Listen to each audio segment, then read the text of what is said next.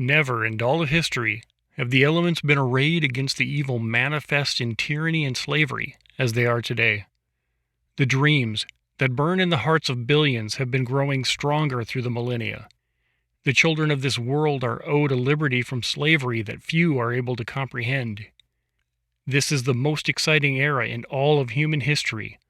It is the dawn of the freedom of mankind. The End of All Evil, written by Jeremy Locke, and narrated by Stephen Thomas. Chapter 1.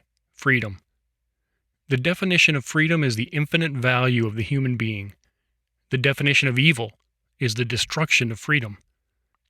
Everything that is evil teaches people that they have limited value. Simple. The truth is always simple.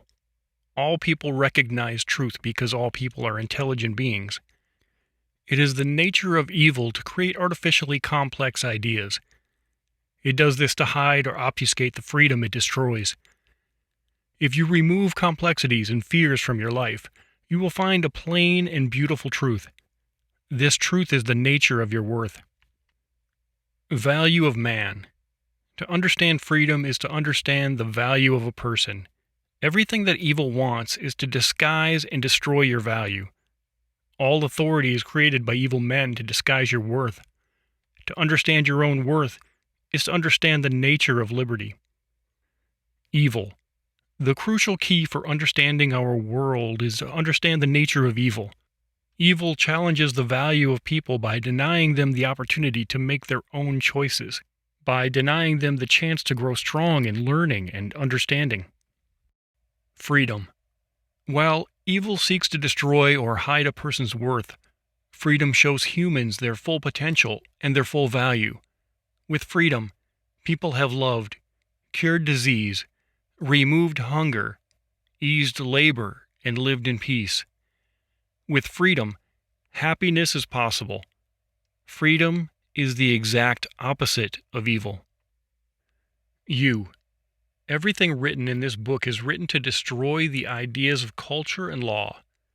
The lesson of this book is simple. Nothing on earth is more valuable than you. Chapter 2. Earth. There is a dark conspiracy which has clouded the minds of humanity throughout all ages. This conspiracy is evil incarnate and controls the vast mountains of human emotions, work, thought, and speech. It has been responsible for the deaths of hundreds upon hundreds of millions and the slavery of nearly every being who has ever lived. If you can accept a single principle, that you have infinite worth, then this book will give you the vision necessary to see the world as it truly is. To know once and for all that this dark conspiracy is not strong, but weak. That evil is not growing, but dying. Principle versus law. To understand how evil controls people, it is necessary to understand the difference between principle and law.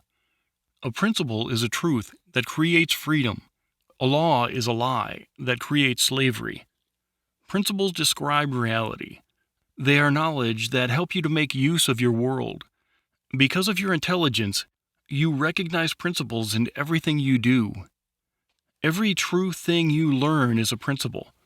The movements of your hands, which foods taste good, mathematics, and empathy for a friend are all based on principles. Laws are artificial ideas created by evil men to restrict the thinking and understanding of people. Laws mask themselves in authority so that they can impersonate principles. When people mistake laws for principle, their freedom is restricted. When people mistake truth for the ideas of authority, their abilities and their wisdom are diminished. This is the purpose of law. An example of principle can be found in thermodynamics. A liquid is cooler than a gas. This is a principle. Because this is a principle, it does not restrict us, but enables us. Using this principle, we can condense and expand a substance between gas and liquid to create refrigeration. With this principle, we have more understanding and more power. Principles are truths that create freedom. An example of a law can be found in the culture of royalty. A commoner owes homage to the king. This is a law. Because this is a law, it destroys freedom and enslaves. Under this law, a person must neglect usage of their minds, their speech, and their actions. They must believe that they are worth less than the king. Notice that, unlike principle, there is no truth in law. It is entirely possible to disrespect the king, and therefore to break the law. Law must be enforced, because there is no truth in it. A law destroys freedom because it is a lie. A principle, however, creates freedom because it is knowledge. That which destroys freedom is evil. Simplicity. The world is simpler than it pretends. Complexities are found in every aspect of our cultures, politics and economics. Everyday people are introduced to new ideas, new spin, new views, or a new symptom of our world. Many of these ideas are perversions of principle designed to engineer specific reactions from people. Evil societies invent ideas to destroy the free thinking of people. Some of history's names for these ideas have been socialism, fascism, racism, communism, democracy, class warfare, political correctness, propriety, decency, royalty, and terrorism. All of these ideas are created for exactly the same purpose. They are all vehicles to confuse the minds of the victims of slavery. They are all evil. You are capable of understanding everything in the world around you. Your intelligence is not limited. Distortion and complexities are introduced into your understanding so that evil men can control you. Evil wants you to believe that you are incapable of understanding your own world. When you understand the magnitude of your own worth, evil will fail. There are two principles relevant to understanding the concept of intelligence. The first is simplicity. The principle of simplicity states that intelligence recognizes truth. When any truth is presented in pure form, all people are capable of understanding it. There is no truth that you cannot learn. This is the principle of simplicity, that intelligence recognizes truth. The second principle is the principle of obfuscation. Obfuscation is the distortion of principle. Obfuscation is the creation of false ideas in order to hide the truth. Sometimes, this is simply adding ideas on top of the truth to disguise the nature of the original truth. Even ideas that seem entirely appropriate can be used to bury simple truths. Obfuscation is used by evil to confuse the minds of people. Obfuscation distorts principles so that people will be unable to learn. Evil uses obfuscation so that you will be unable to gain wisdom. It does this to limit your freedom. Culture knows that people will discover fewer truths if they are focused on artificial complexities. As children grow, they learn that seemingly complex ideas are actually basic and simple principles. What may have seemed impossible to understand at one point becomes wonderful once understood. It is good to gain wisdom. With wisdom, you can do anything.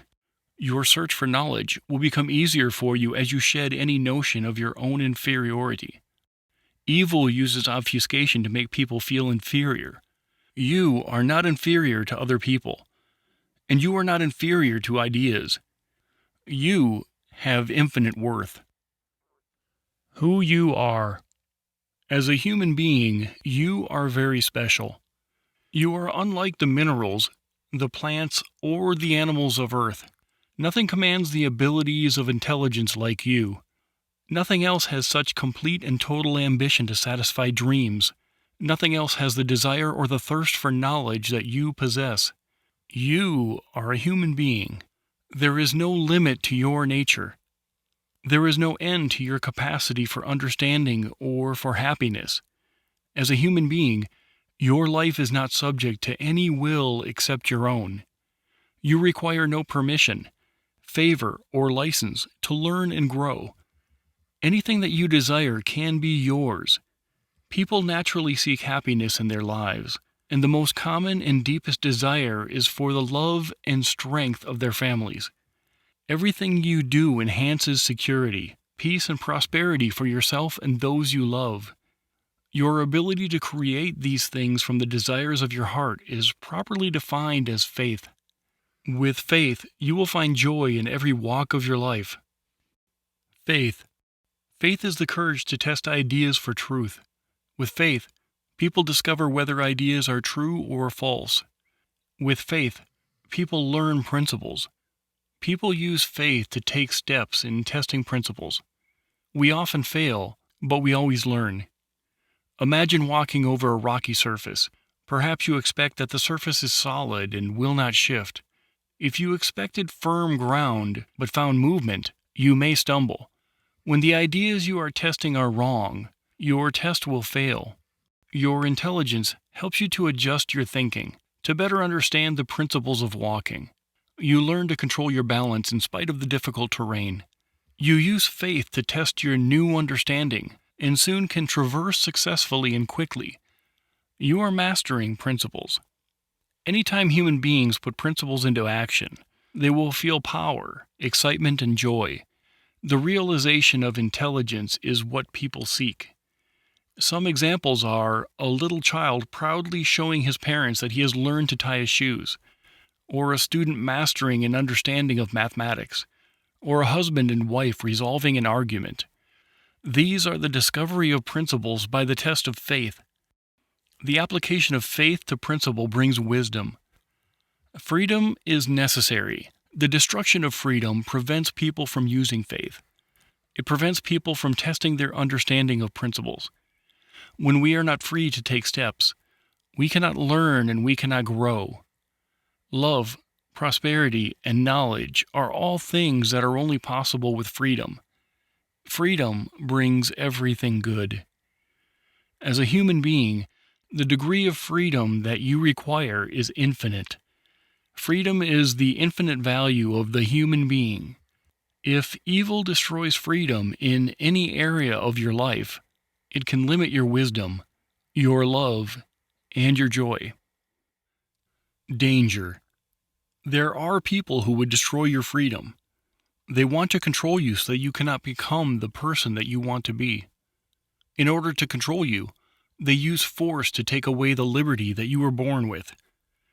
You must never underestimate the prowess or cruelty of evil people.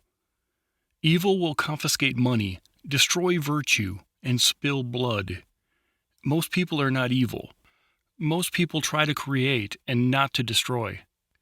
However, evil people do exist, and they are extremely dangerous. They are called authority. Authority. There is no authority on earth that can rightfully govern your life. Born to this world, you and you alone control your eyes, your ears, your tongue, your hands, and your mind. All authority which claims to be able to dispose of you and your abilities is deceit. You were born to this world so that you might have the free agency of life. Life is liberty. With liberty and faith in this world, you can learn to do anything. Anyone who tells you that you must yield your mind, your body, or your possessions to authority is evil. Understand that choices made of your own free will are not evil. There is nothing wrong with sacrifice if it is made willingly. But sacrifice without choice is not sacrifice. It is slavery. Authority always places demands on people by force. Authority never asks permission. Obscured. The simplest authorities are common thieves. They use extortion or stealth to confiscate things that you value. They can steal money, virtue through rape, or life through murder.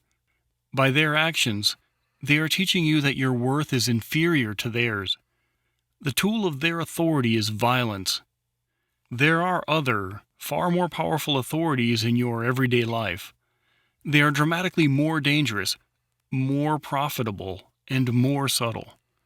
They teach you through distorted ideas that you are not capable or worthy of living free. Authorities teach that other people can manage your life better than you can. With callous disregard for your worth, you are commanded to behave according to someone else's ideas. The height of the danger can be seen in the extent to which these commands are commonly accepted as good. We know them as culture. You will find such subterfuge everywhere you have value in your life. If something is valuable to you, you can be sure that someone, somewhere, is willing to take it from you. While they bear the same evil as the common thief, the methods of sophisticated culture are normally much, much more powerful. Evil. Evil is the destruction of freedom. It cannot be stated more simply. Everywhere you look, you will find the obfuscation of evil. There are countless ideas which are taught about the nature of evil. Every false idea is created by evil to hide the truth from you. Evil is not darkness, and it is not a frightening unknown. Evil is not some mystical psychology of man, nor is it inherent in our natures. It is not supernatural, and it most definitely exists. As with all principles, the principle of evil is simple. Evil is the destruction of freedom.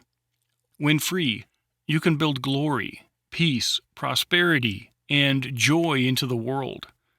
All around you, you will find all these things. Men and women like you build these things. Evil enslaves. Evil is found in words such as force, compulsion, tax, violence, theft, censor, and politics. Notice that in such things there is no joy. None have any value to humanity. Control. Evil seeks to be a master over you. Evil wants you to be a slave. What we consider as real slavery is indeed only one form of slavery. The African slaves in the United States were compelled to work and toil for other people's benefit. Their lives were mostly controlled for the benefit of the master. But they had some very limited freedoms. They were able to create distinct traditions and maintain families.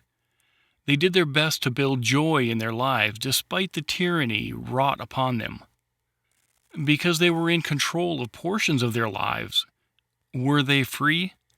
How much freedom does one person deserve? How much freedom can be destroyed before we recognize that it is evil? Slavery is not a concept of totality. Slavery exists wherever freedom of man is destroyed. Theft and bullying are slavery. In history, African natives, Jews, and many others have experienced lifelong slavery. The ultimate slavery is murder. Slavery stops people from being able to make choices for their own lives. Everything that restricts your mind, your movements, and your speech is evil.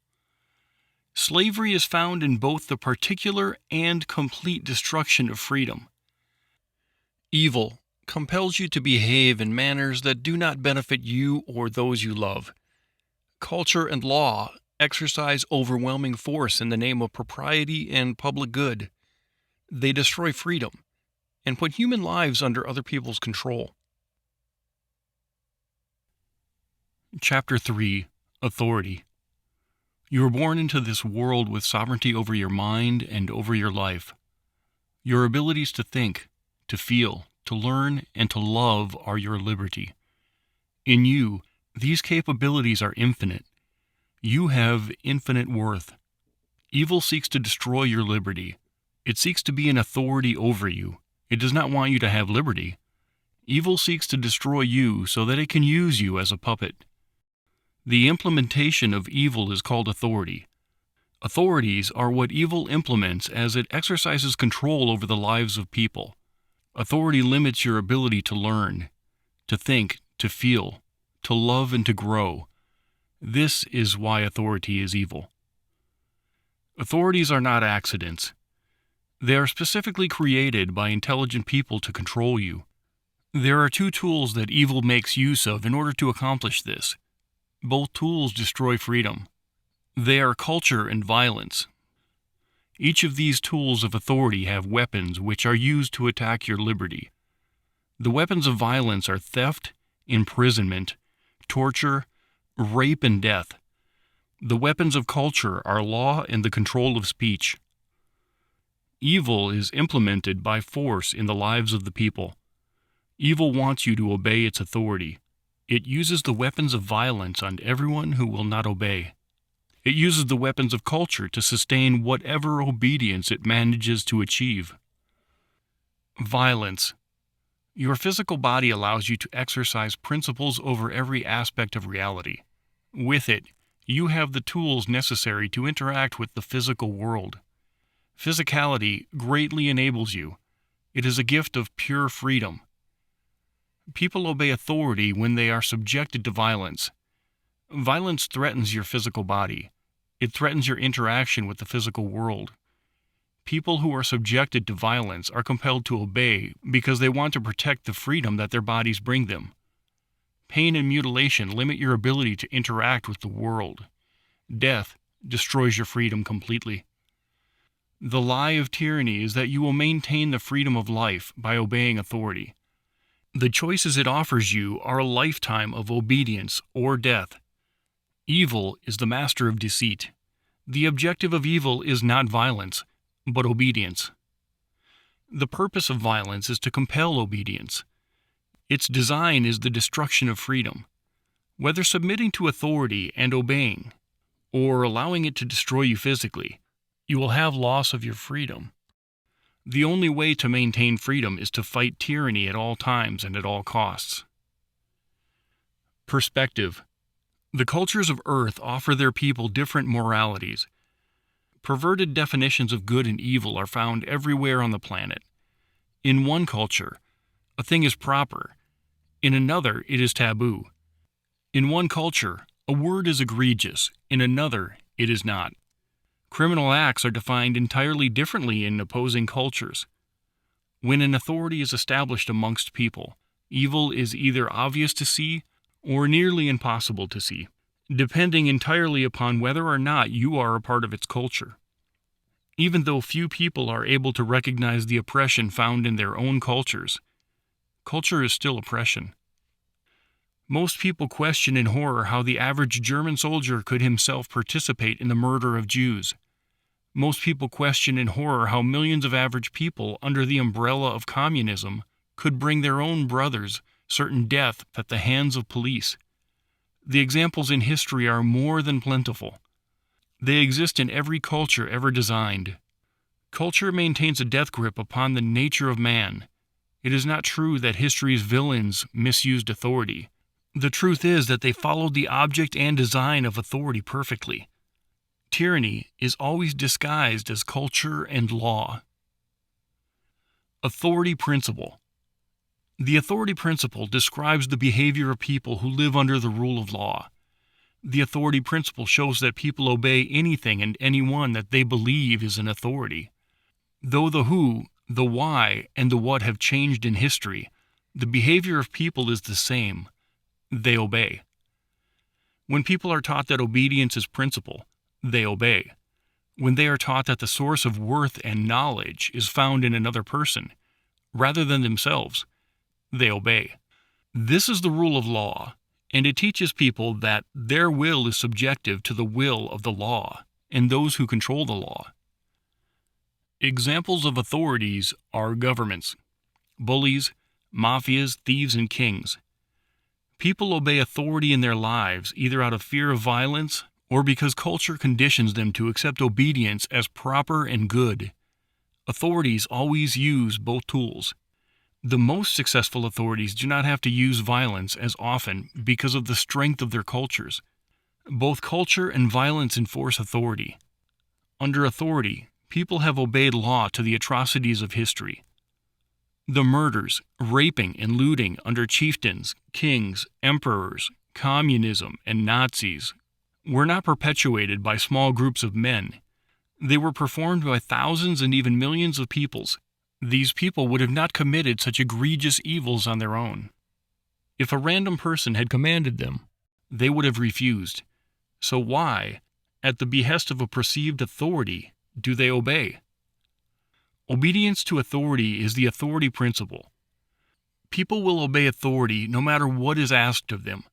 They obey because they have been lied to. They have been falsely taught that the principle is found in law. In history, it is difficult to imagine why some cultures are so much more violently depraved than others. Authority is the reason. Cultures with the least influential authority are the most peaceful, and, by definition, the most free. Cultures with the most influential authorities are the most violent, and by definition, slaves. Anytime you are compelled to act in obedience to authority, you are being influenced by its principle. Evil uses the authority principle to condition people to obey without questioning what, why, or whom they are obeying. Destroying your identity to gain power over you is the modus operandi of evil. Pattern of Tyranny. Tyranny is disguised as culture and law. Everything that evil seeks is the destruction of freedom, to destroy the value of people. The pattern of tyranny is simple. The object is to enslave the minds of the people by creating a culture of obedience. To gain the obedience of people, there is a process that must be taken. This process is the pattern of tyranny. War. Before an authority can be established, war must take place. War is the implementation of violence. It is the tool that evil uses to establish authority.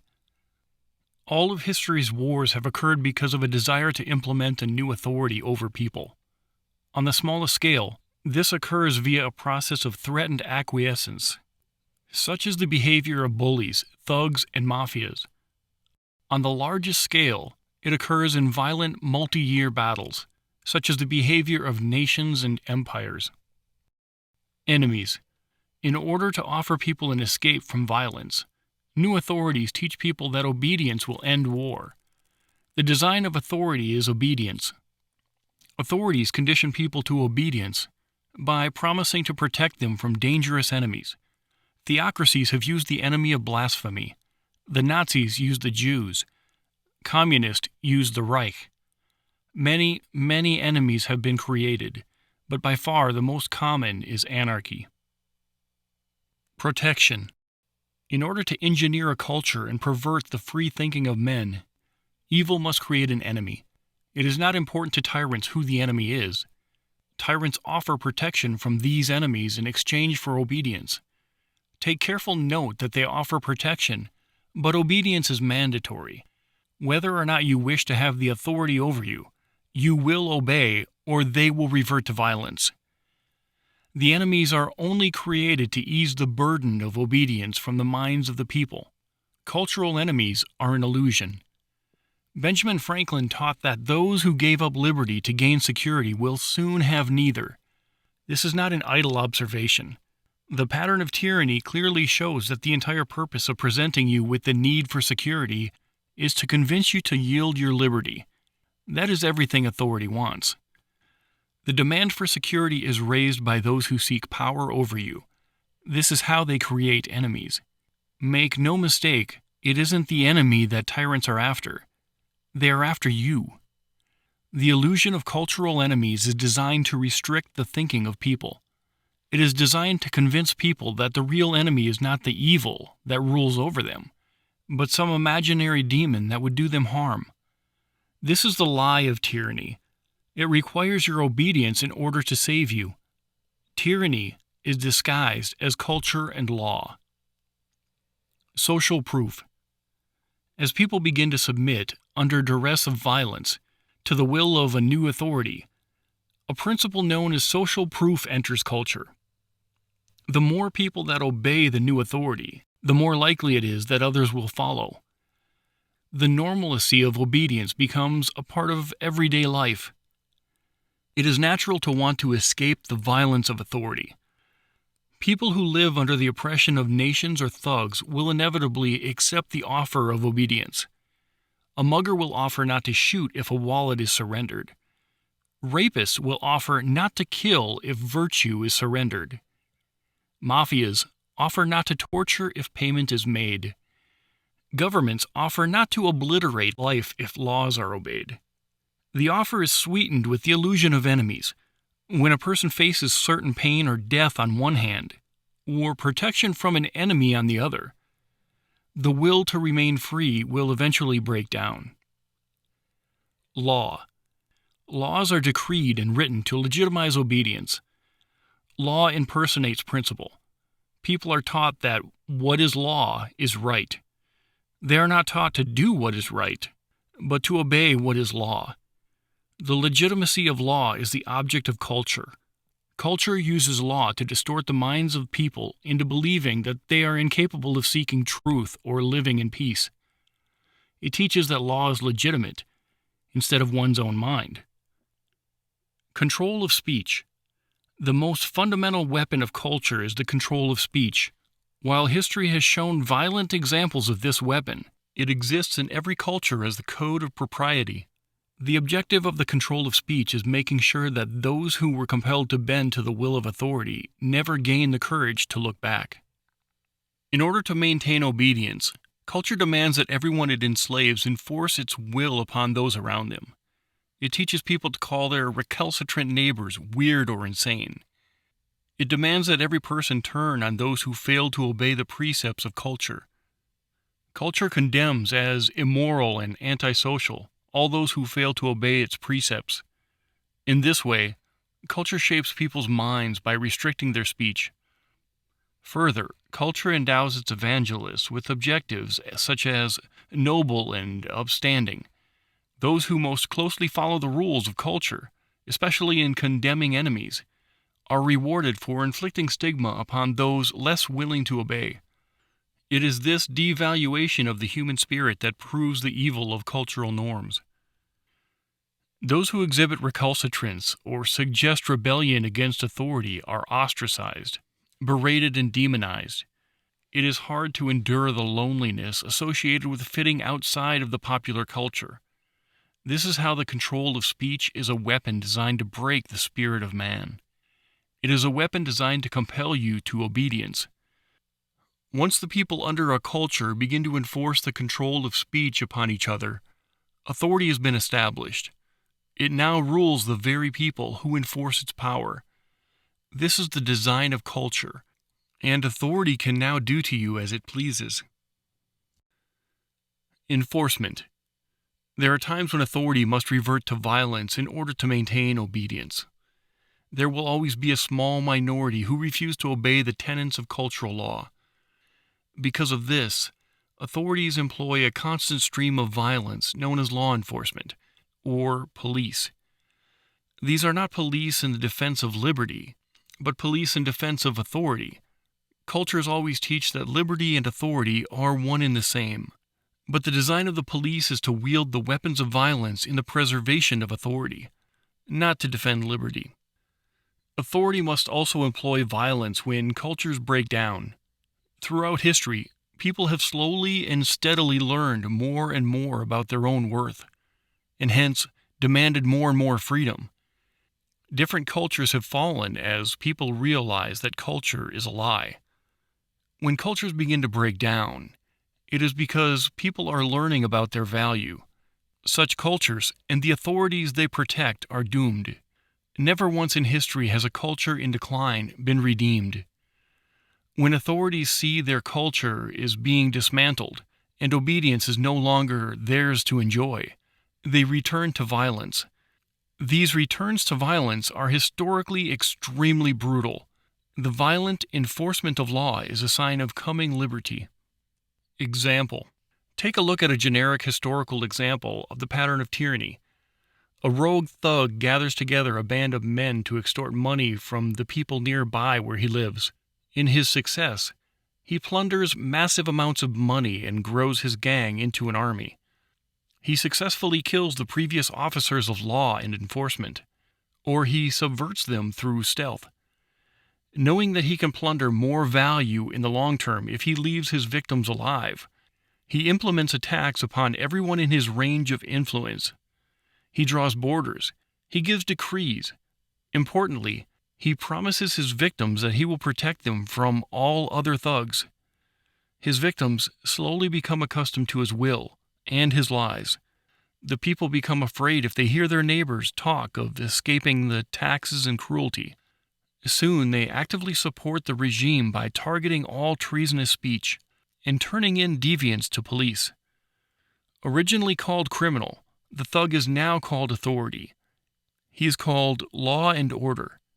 This example could have easily described any gang of barbarians from the Middle Ages or from ancient history. It could apply to any king or emperor of years past. It could have described any warlord of today, or any mafia. In fact, it closely resembles every authority that has ever been established. Once people are conditioned to accept the notion of authority, they normally obey without thinking. The object of the law is obedience, and the destruction of freedom is found in the blindness of this obedience. The authority principle shows that even when a person would normally believe an action to be wrong, if ordered by an authority, they will still perform it. The establishment and exercise of authority over people is called the Pattern of Tyranny. It is easy to follow this pattern through history. Adolf Hitler created an enemy in the Jews.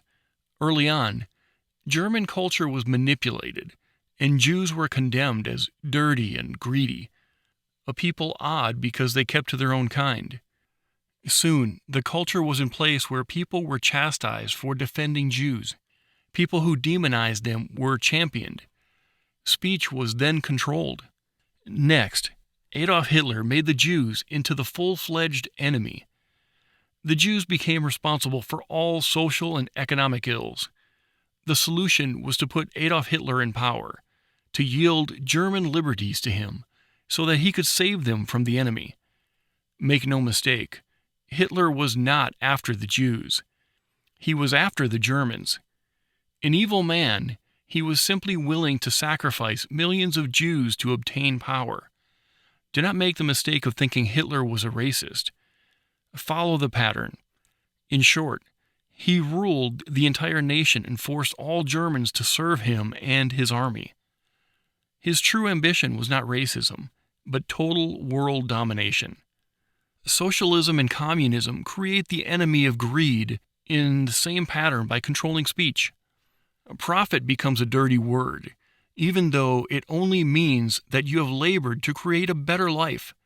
Money becomes evil, even though it simply represents your work, which is obviously moral. They create the enemy, but it is not greed they are after. It is you. If they can convince you that your money and your labors are the enemy, then you will yield those labors and your money to them. Authority is not designed to destroy the enemy. It is designed to enslave you. Democracies create the enemy of anarchy in the same pattern by controlling speech. It becomes immoral to suggest that one could break the law. It does not matter which law or what it says. Nobility is placed on the payment of taxes no matter how much they demand of you. It is the highest form of cultural propriety to obey the law, regardless of what it says. The enemy is the fictional anarchy, wherein no individual is safe because everyone is a tyrant. In order to save you from anarchy, you yield authority to the law. You obey. Evil is not after the destruction of anarchy. It is after you. If you can see the tyranny in a culture that demands that you obey, no matter what is asked of you, and no matter who writes the laws, then you are beginning to understand the nature of evil. Everything that is evil teaches you that you have limited worth.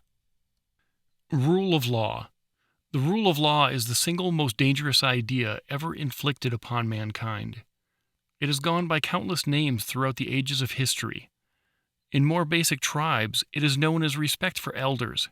In the tyranny of royalty, it is known as nobility, birthright, and divinity.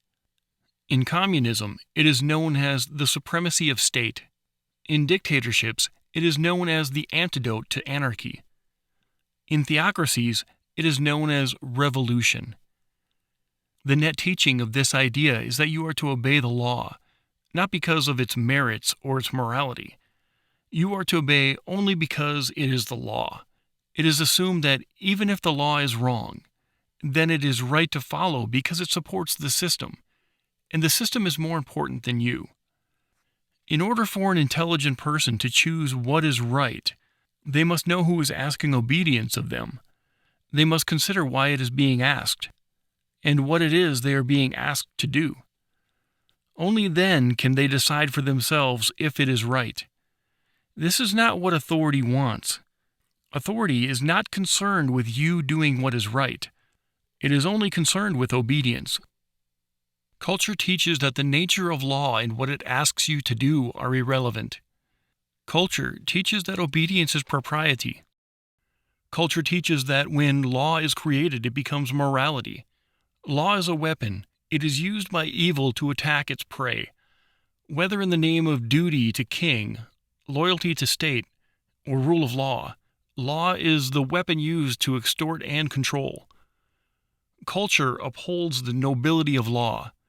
Culture teaches that law is proper and good. It never questions who wrote the law. Tyrant and brother are the same. Culture never questions whether or not the law is right. You are to obey no matter what it says. In this fashion, law is a powerful weapon to be used against you. All principalities create volumes of laws that take lifetimes to understand and armies of lawyers to manipulate. All of these things are weapons in the hands of the powerful, which they will use at your expense. Law holds value only to those who create it, and only because your culture demands that you obey it. The purest invitation into tyranny is your commitment to obey the law regardless of what it says. Against you, the law becomes the perfect weapon. Whomever controls the law controls you. Your worth is measured by the extent of your obedience. Chapter 4. Culture. Cultures are created to protect power structures. Culture is the enforcer of authority. Culture distorts principles in order to defend the authority of evil. Culture must convince you that it is not wrong when the law subjugates your worth and destroys your freedom. Culture convinces people of this by perverting the concept of morality. Morality is liberty. Immorality is evil. The exercise and defense of freedom are moral. The destruction of freedom is immoral. This is the pure truth of morality. Prudence is the proper application of principle. Imprudence is foolishness. Prudence is not morality. It is not immoral to kick a heavy stone with your bare foot, but it would probably be foolish. Prudence is a question of applying the principles and wisdom you have gathered in your life to achieve the goals you have for yourself. This is made possible by liberty. Without liberty, prudence is meaningless. Morality must come before prudence. The great lie of culture is that authority is not bound by morality, and that authority can enforce its own prudence upon you. The great lie of culture is that you are worth less than law. Cultures teach that intentions of prudence can be enforced by law. In this fashion, they gain the excuse to control the lives of people. In order for people to learn, grow, and find happiness, people must be free to test their understanding of principles. With freedom, they can do this by a process of faith, trial and error. In this fashion, children grow from immaturity to maturity. In this fashion, human beings gain wisdom. Cultures are agents of evil. The objective of evil is the damnation of your ability to grow strong in wisdom. The objective of evil is the destruction of your own worth.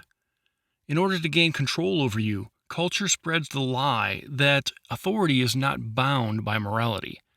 It teaches that authority can destroy freedom at will, and claims prudence as the reason you should willingly submit. In the name of defending you, culture claims the destruction of freedom is morality. Cultures pretend that evil is good and that good is evil. Prudence can be found all around you. It is found in the choices that you make every day. Even when a mistake is made, you learn prudence. Prudence cannot be enforced. To enforce prudence is law. Law is a lie. Without the freedom to choose, you cannot learn prudence. You cannot be happy. Morality can be found all around you. Wherever you find it, you will find joy. Wherever you find immorality, you will find misery. Culture enforces authority by destroying freedom with law. This is immorality. Control of speech. Speech is controlled by culture because speech advances wisdom. Human communication accelerates growth and learning on an exponential scale. People learn principles on their own through experimentation with their environment. But they learn far quicker when they are able to communicate their thoughts through speech. Speech is the single most powerful tool of humanity.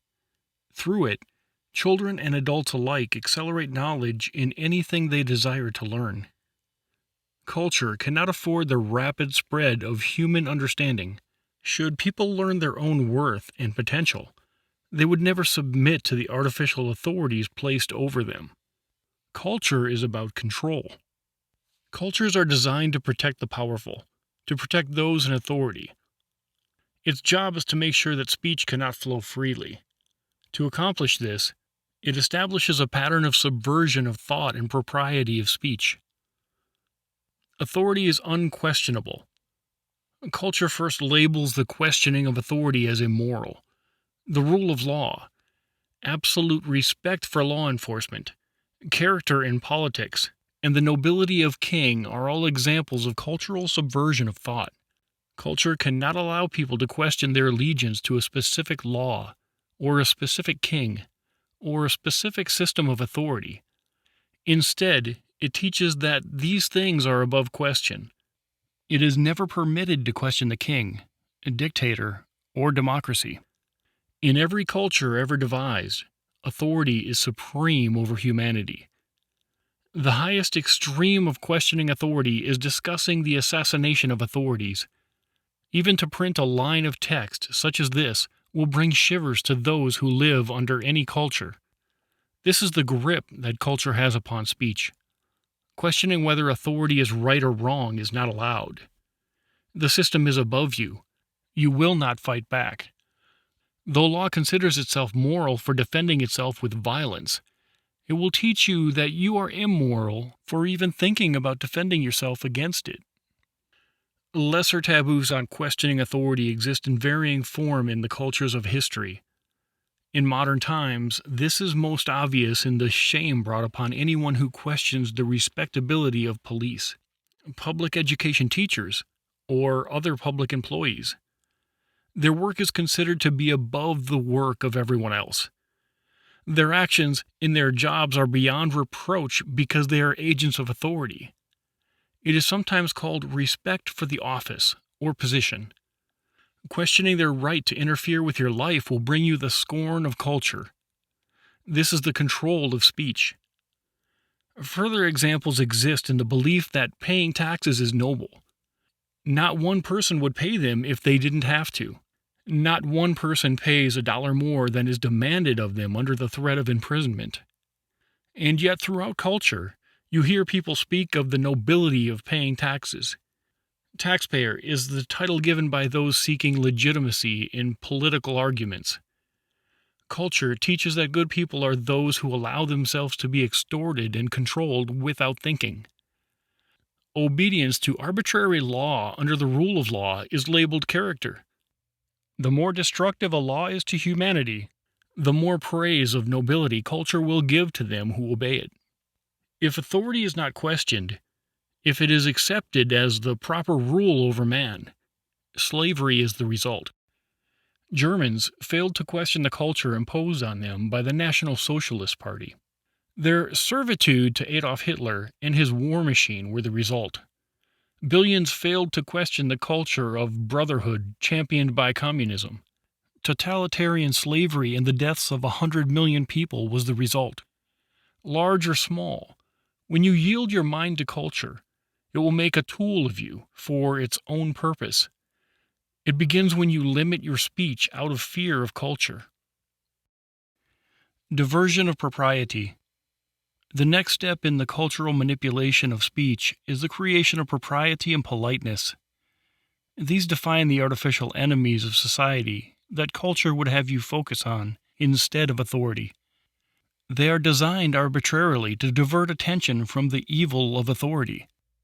What would the world be like if you were free to open your mouth? The minds of people are tethered under ideas called cultural propriety, political correctness, and politeness. Political correctness is engineered slavery. It focuses attention on controlling the speech of people in such a way that they believe the enemy of people is impoliteness. They are taught to believe that they are naturally racist, sexist, and bigots. Only when culture keeps a tight control on speech are people safe from their own demons.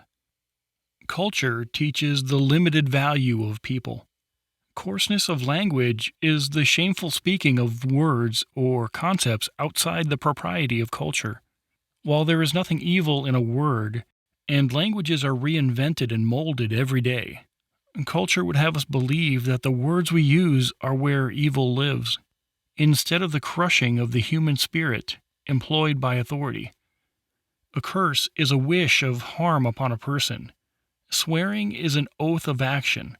Yet both of these things have been perverted so as to teach you that speech is what is evil, and not the destruction of freedom that evil people employ. Every time you find an element of speech that is culturally unacceptable to speak, you will find a scapegoat. The specific instance is irrelevant. Culture always creates propriety to hide tyranny. In the beginning of the National Socialist movement of Germany, culture was engineered to make defending a Jew unseemly. It likewise made it impolite to challenge those who condemned Jews. This pattern is found in every culture ever created. A Nazi culture was not after the control of the Jews. It was after the control of the Germans. Choice. In order to free yourself from the slavery of speech control, you must understand the principle of personal offense. If you are offended by a word or a sentence, then you have chosen anger and hurt for yourself. Culture would have you believe that it has been forced upon you, but this is not true. Culture would have you believe that evil is found in the discussion of ideas, or the passing of intentional or unintentional insults. It would have you believe that certain words or allusions are where evil is to be found within society. If evil can create the enemy of speech, it can convince you to yield to its control. This is the design and purpose of culture. Though people always feel entirely justified in taking offense at speech, it is nonetheless their full choice. They have the freedom to feel anything they want when they hear the mind of another person. Yet the solution offered by culture is to force speech into a manner conducive to culture's taste. Once you believe that the control of speech is noble, you will not wonder at why it is improper to question authority. Crushing the human spirit. While arbitrary culture is found amongst adults everywhere on earth, it is most easily viewed amongst children. Culture creates ideas of style compulsion, body image compulsion, and action compulsion. To prefer pink over blue is a personal preference. To wear blue because you fear wearing pink is the destruction brought by arbitrary culture. Cultures limit the choices available to people by creating arbitrary rules for your life and enforcing them with peer pressure. Crushing the spirit of people allows culture to gain their obedience. When people fear standing tall because they believe they are not sufficiently attractive, wealthy, or educated, culture is crushing their spirit by teaching them that they have limited worth. People who do not know their own value are easy to control. The pressures applied amongst children are a paradigm of the culture of more powerful evil. Those children who are most adept at understanding how to conform to culture norms and apply the strictest enforcement against everyone else are the ones who gain social power.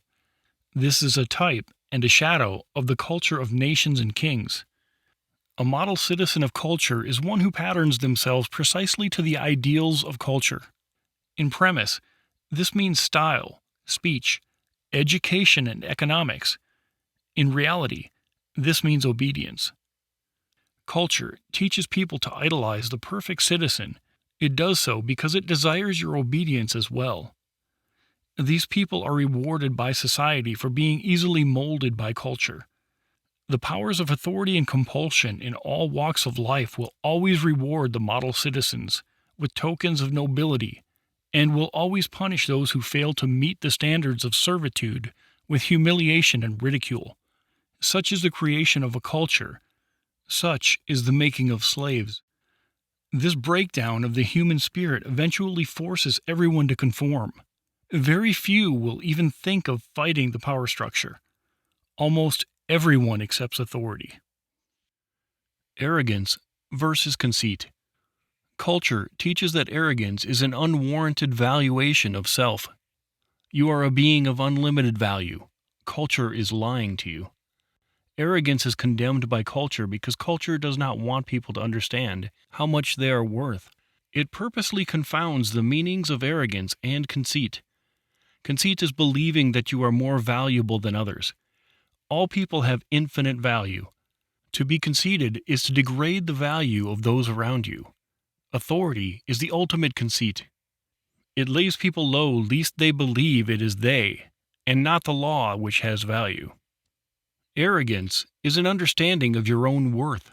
Culture condemns it in order to suggest that you are not of sufficient value to do, say, or accomplish things that you desire. Arrogance offends others because they have been taught by culture their entire lives that they have little or no value.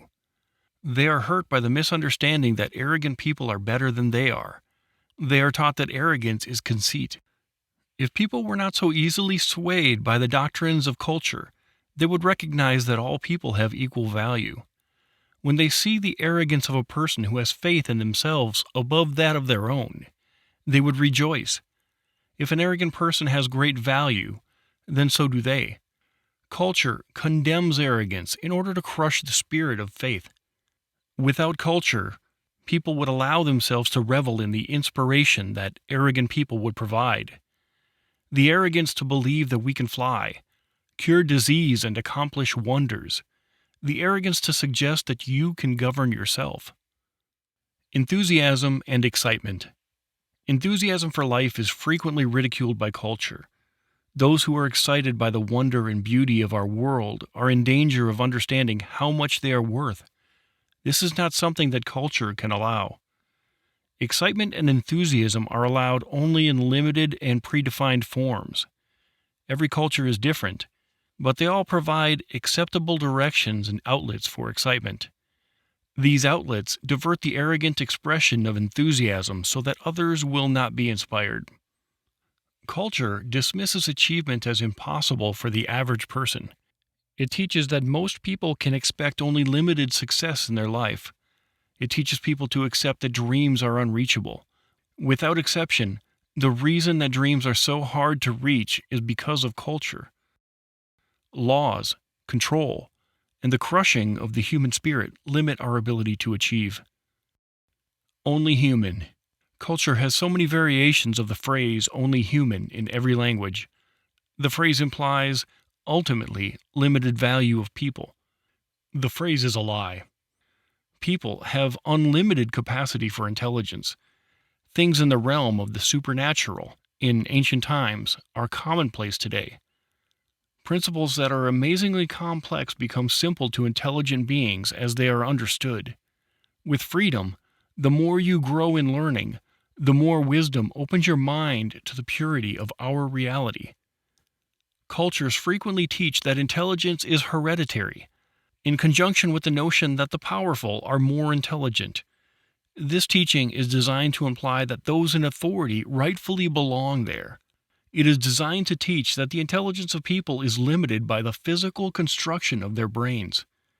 Those not in authority are obviously not qualified to rule themselves. Culture needs people to accept limitation in order to swallow obedience. Glorification of historic evils. Contemporary culture has a tendency to romanticize the evils of history. Genocidal warlords such as Alexander are given the title Great. Royal masters are bestowed with the honor of having been a good king. Communism slavery is venerated under the pretense that Joseph Stalin was the reason the system failed. The murders of law enforcement are painted white under the banner of defending the rule of law. Bloodbaths are idolized in the loyalty of armies. Culture would have us ignore the nature of history. It would have us believe that they are fantasies and stories, instead of the struggle of humanity against evil. Billions have lost their lives struggling against tyranny. The lesson of history is not the honor of slaves, or the good of a system, or the nobility of a king. It is the nature of evil that we must learn. Do not let culture cloud your knowledge of history by glorifying tyranny. This clouding of tyranny is found in every culture on earth today, and obscures the same tyranny found in the past. Those who facilitated tyranny served as the enablers of authority. I am just doing my job. Culture will not question what the job was. Culture will not allow you to believe that people have any responsibility to disobey the evil of authority. Nazis, communists, and warlords alike. Culture teaches us that the average butcher in history was just doing his job. Culture glorifies the evils of history and teaches that today's blind obedience to authority is nobility. The same blinding of the mind used by cultures of the past is used by culture today. How correct law pretends itself to be is irrelevant. In order to enforce authority, you must destroy liberty. Obedience. Obedience to authority is the only objective of culture. It has 1,000 facets, 1,000,000 lies, but its design is always obedience. Chivalry was the code of honor created by royalty in the Middle Ages. This honor consisted of blind adoration of knights and noblemen. Peasants and serfs were taught that those who ruled over them and enforced the law of the king were always respectable and moral. The objective was the obedience of human beings to authority. The teaching of chivalry was that the knights of law enforcement had more value than everyone else. Patriotism is the code of honor created by nations in modern times. This honor consists of total allegiance to whomever controls the nation at the moment. Patriotism offers no choice. You cannot choose which nation to support. You are a slave by birth. You cannot refuse obedience. All law has total claim to you. Patriotism teaches that the nation is glorious and strong, and that the people have value only inasmuch as they bow to it. The rule of law is the code of honor created by democracy. It teaches that the honor is found in obedience to the law. This code teaches that you cannot examine what the law says, or who wrote it, or why. The rule of law demands total obedience. Law is a weapon, and obedience is its design. The rule of law equates criminality with morality. The rule of law teaches that law has more value than people. All cultures call disobedience treason, and scare people with ideas of treachery against what is right and proper. Treason is the premise that it is wrong to disobey the interests of authority. The truth is that it is wrong to compel others to action against their will. Since authority is always a creature of force, the claims of law are immoral and irrelevant. There is no such thing as treason. Slaves as enforcers. Those who are under the limitation of culture will enforce culture's doctrines upon others. Culture teaches that morality is found in obedience, and so those who believe that authority is rightfully exercised over people will demand that their friends and neighbors behave accordingly to culture's will. This is the treachery of culture. It convinces people that slavery is morality. It desires only obedience, and people return it in droves. It convinces people that the destruction of freedom is morality. It pretends that evil is good, and that good is evil. All who speak against authority in the defense of freedom are condemned. At its strongest form, culture is able to convince its people to become soldiers and murder, plunder, and conquer new peoples. It has happened in every empire. It has happened in every kingdom and nation. From Nazi warlords to barbarian hordes, and from lynch mobs to law enforcement, authority is expanded and retained by violence. Those who participate in furthering the goals of evil are given the titles of bravery and honor by culture. Symbols of authority. Culture seeks to enforce authority by impressing upon the minds of the people that they are inferior to the law. When people believe they are worth less than law, they will believe that it is their rightful place to obey. The symbols that authority uses to create the illusion that people have limited worth are very similar throughout history. The robes of modern judges compared to the robes of royalty. The wigs of the late European politics compared to the crowns of royalty. The uniforms of law enforcement and the armor of knights. Captain, general, senator, magistrate, sheriff, prince, lord. Titles, clothing, and badges have been used in every culture in history to create the illusion of authority. Culture focuses the mind on symbols such as honor, loyalty, devotion, and duty. Such symbols are not new. It is easy for most people to recognize the foolishness of loyalty to king, dictator, or communism. However, people still fall to modern symbols such as law, democracy, and patriotism. If the objective of a symbol is obedience, it is evil. Police officers carry badges to show that they are duly authorized enforcers of the law. They enforce the law upon you, but you do not authorize them. This is the illusion of authority. Culture hides tyranny behind the trappings of meaningless symbolism. It would have you believe that the law is authorized to reign over you however it pleases. It hides the fact that only you can give that permission. Instead, it permits permission by birthright, or by geometry of your location relative to its borders. It's an illusion. Should law truly be the authorized agent of defense or production, it would have to receive the permission of every single person it claims to represent. It would have to allow every person to extricate themselves from that authority if law failed to meet its obligation. Law never seeks permission and never will. It does not represent you. It represents evil. Money and greed. Money is good. Culture has invented the lies of money's evil so that authority can more easily lay claim to it. Authority can take your ambition for improving your life by demonizing your labors. Culture teaches people that desiring greater comforts is selfish and greedy. It teaches that money is a mysterious evil. The more money is condemned, the easier it is to steal from you. Greed does not exist amongst free people. Greed is not the love of money. The love of money is only the love of a better life. Greed is the theft of money, and it exists only among tyrants. There is no end to the amount of improvement that you can have in your life. There is no limit to humanity's ability to cure disease, to end hunger, and to enjoy life. Culture would have you believe that you are limited. Culture teaches you that you are not worthy of achieving your dreams. There is no greed in desiring more. There is only greed in stealing the labors of another. Theft is evil. It is the nature of authority to steal. Only tyrants possess greed. When culture teaches that working for money is greed, it also teaches that labor without money is noble. Laboring by rule of law of the collective, we, is taught as the proper form of ambition.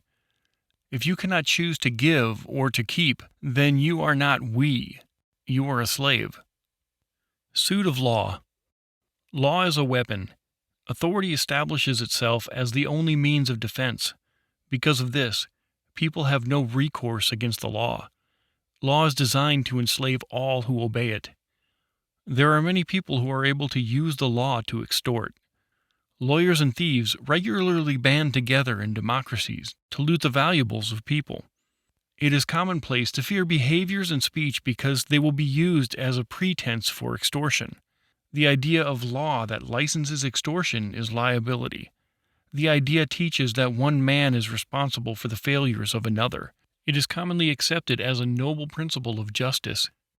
It is not justice. It is a lie. Liability is not a principle. Principles need no enforcement. The reason liability laws are enforced is to extract massive sums of money from anybody who happens to be able to pay. Liability teaches that you have a responsibility under law to prevent the failures of others, if you have more money than they do. In a free world, people's actions are their own, and their failures bring consequences. Those consequences of principle are necessary to the growth and understanding of humanity. Law twists the consequences and assigns liability by fiat. Law confines our understanding of true principles with obfuscation. This is done to enslave and extort. Collectivism. Culture teaches the worthiness of the common good employed by force. It teaches that it is acceptable to issue law to advance a collective ideal. Whether to pay for a project or control behavior. Compulsion is frequently labeled public interest. If these things are truly for the benefit of the people, why must they be forced in order to accomplish them? Remember, the difference between principle and law: principle requires no enforcement. No law is required in order for people to feed and shelter themselves. If something must be done by force in order to accomplish it, then it is not a good thing. It is only something that authority wants. All government and all violence and all laws are methods of forcing you to yield money or motive without your permission. If these were things that truly provided benefit to you, then you would do them willingly. In a free market, you get only that which you pay for. In government, you can easily get anything you want at the expense of others. Those who have the most to take are the easiest to rob. Culture uses ideas such as the working class and the rich. These ideas have no meaning, since all classes work, and even the poor of today are rich compared to the rest of history. These ideas are just tools of cultural manipulation. If culture can create social classes and convince you that they are at war, then it can hide in its own tyranny. Culture creates collectivism with individual crushing labels, such as we and our. People are taught that within a nation they are our children rather than the parents. Culture teaches that we want laws and taxation, and that we fight wars. The destruction of the individual in collectivism directly serves the purpose of evil. Collectivism teaches that good things can come from compulsion. It teaches that people can be forced to accomplish things for their own good. It pirates the love that people have for their neighbors and twists it into authority's demands. Slavery is the result. If an individual will not choose a thing, then it is not good for him. Force crushes the human spirit. Choice enables life. Morality and values. Evil is not found in the stupidity of man. Evil is found in the slavery of man. Law impersonates morality. Culture teaches the ultimate infallibility of law in order to compel obedience.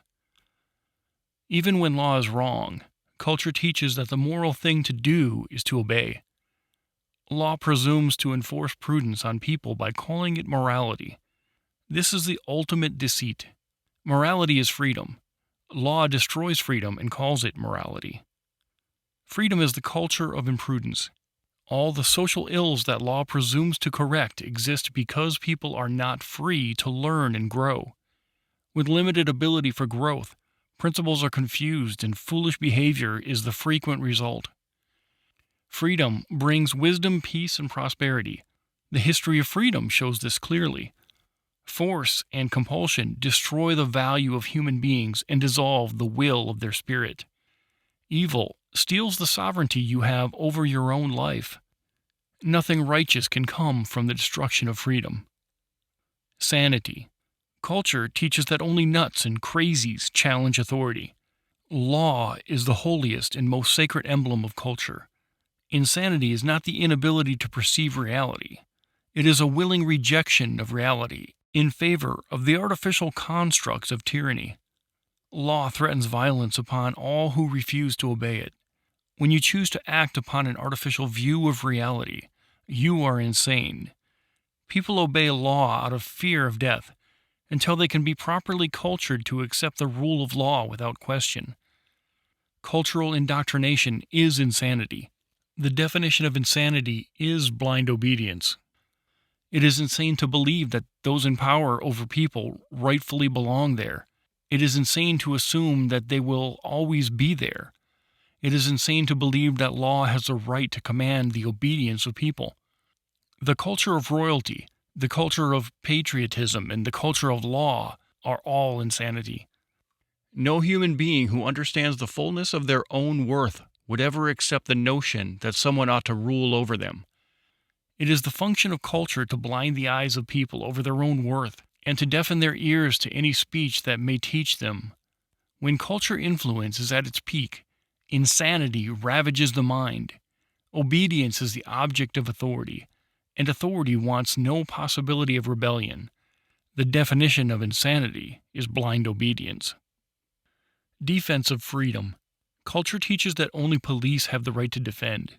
It teaches that only authority has the right to decide if you were worthy of defense and what level of defense it will provide, while it teaches that it is never acceptable for you to defend yourself.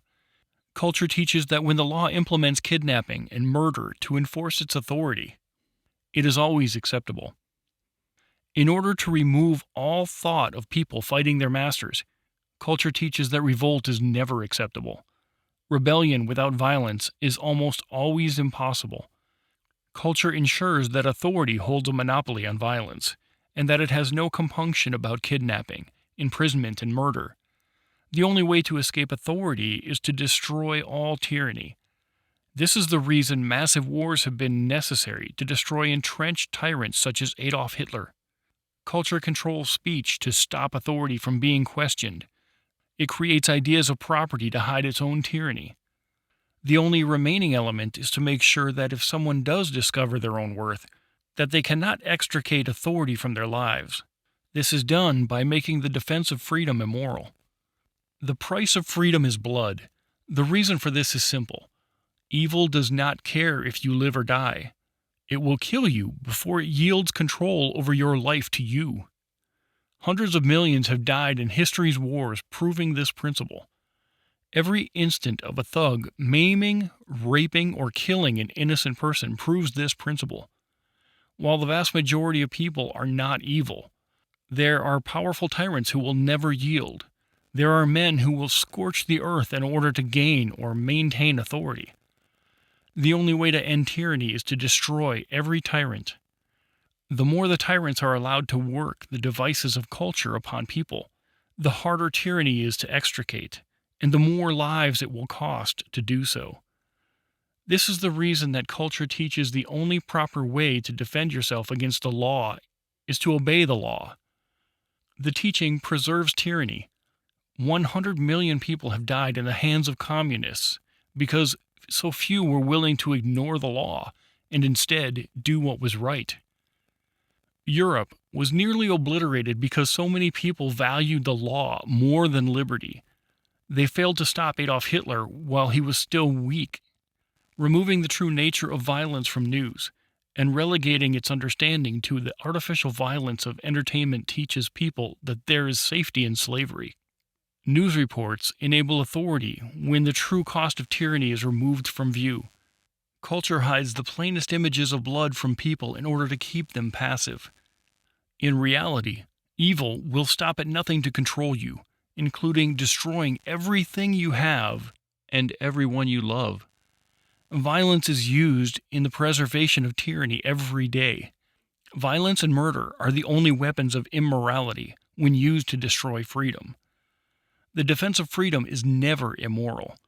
Any man who will wield the weapons of violence against innocent people in order to gain authority must be destroyed. Chapter 5. Tactics. There is no such thing as anarchy. There is only tyranny. All cultures teach the nobility of authority. All pretend to defend the security of people against enemies who would do harm. The common thread amongst every authority in history is the universal enemy of anarchy. While cultures have added racism, economy, terrorism, nationalism, and countless other enemies to the mix, anarchy exists as the enemy of every culture. There is no such thing as anarchy. You will not kill your neighbor in the absence of police. You are not evil. Those who wish this type of control and violence over others teach you that you are not worthy of ruling yourself. They teach you that you lack intelligence, self-control, and value. They teach you that only government can rule you. The word government means tyranny. It exists to establish ownership over you. You need no governing. You are a human being, and as such, you have infinite worth. You and you alone rightfully control your actions, your speech, and your labor. All who seek these things of you must receive your permission first. All who do not are evil. Anarchy is a lie. It is created by tyrants to deceive you. There is no such thing as anarchy. There is only tyranny. Royalty. From the earliest days of man, there have been those who look around them and saw others as tools to be used, instead of building themselves up in wisdom and understanding, where infinite prosperity is possible. They designed on the laziness of theft and control. In primitive form, these are men who would use superior physical strength and the threat of violence to cower people. The demands made were simple. Money. The stronger men could live off the work of others. The success of such men is measured in modern culture's terms for them. Some are thugs and brutes, others barbarians and bandits. Because of their limited success and unending brutality, such evil rarely held people in bondage for long. Revolts and power struggles were common. It was extremely difficult for a person to maintain his grip of extortion over people. As history progressed, men of significantly more cunning devised the element of control necessary to stabilize power over people. This element is culture. Instead of extortion and brutality, they created the notions of rightful rule and royalty. Their objective was to preclude the people from revolt by teaching them that their authority was legitimate. This is the singular objective of all culture. For thousands of years, the culture of royalty enslaved all of humanity under the name of chief, king, and emperor. All titles of nobility were designed to reinforce the image of familial loyalty. People who are naturally respectful and different towards their families were taught that loyalty was the greater family. The king was, in all cultures, viewed as something between a father and a god. This idolatry of the family is the cornerstone of royalty. People were taught that to obey nobility was the greater form of respecting their father and mother. Culture's objective was to twist the understanding of people so that they believed that extortionists held a rightful place in their lives. The result was that people rarely fought back. Every aspect of culture, of royalty, taught people concepts such as nobility, loyalty, duty, and honor. Each of these ideas are lies. They are designed to teach people that their worth is less than the worth of the king. Without the trappings of culture, he would simply be a thug taking food and labor at the point of a sword. With it, he is His Majesty, the King. All culture is a lie, designed specifically to keep the powerful in power. History of freedom. As the era of kings was closing, cultures began to disintegrate and freedom grew. This was precipitated by two very specific and very powerful attacks against royalty, the Magna Carta and the Declaration of Independence. Every time cultures are attacked, people begin to learn more about their value. When rebellion spread among people of astounding courage, culture lost its grip and people were able to see that there was no king who had claim upon them. They started to see a glimpse of their own worth. The engineers of evil understood that the world had finally learned how to see past the culture of royalty. With the astonishing speed of only a few generations, they engineered the culture of nations to replace it. Under the umbrella of nationality, people are slaves to borders more than at any time in history. The power of my king has been replaced by the culturally superior, our country. Nations caused greater death and slavery than any decree of royalty ever envisioned. The history of freedom shows that even as nations grow strong, the cultural lessons from royalty have been learned. Freedom progresses around the world as population increases. Cultures are destroyed by freedom routinely. And the lessons of each new tactic of deceit are being learned around the world. The violence of nations increases as the cries of freedom are raised. Hundreds of millions have been murdered and billions enslaved in recent history, all in futile attempts by evil men to stay in power. As the stability of their empires is challenged, they rain blood upon the heads of their protectorates. The history of freedom shows that such violence is not the growth of evil, but its death. Violence and the enforcement of law are necessary only when culture's grip fails to effectively control the minds of people. The death of kings, the transitions of nations, and the mutations of culture and the violence of governments are evidence of the end of evil. Authorities of all kinds are struggling for breath in a world that is learning how to drown them forever. In the world you and I occupy, the war is already won. We have only to watch evil die.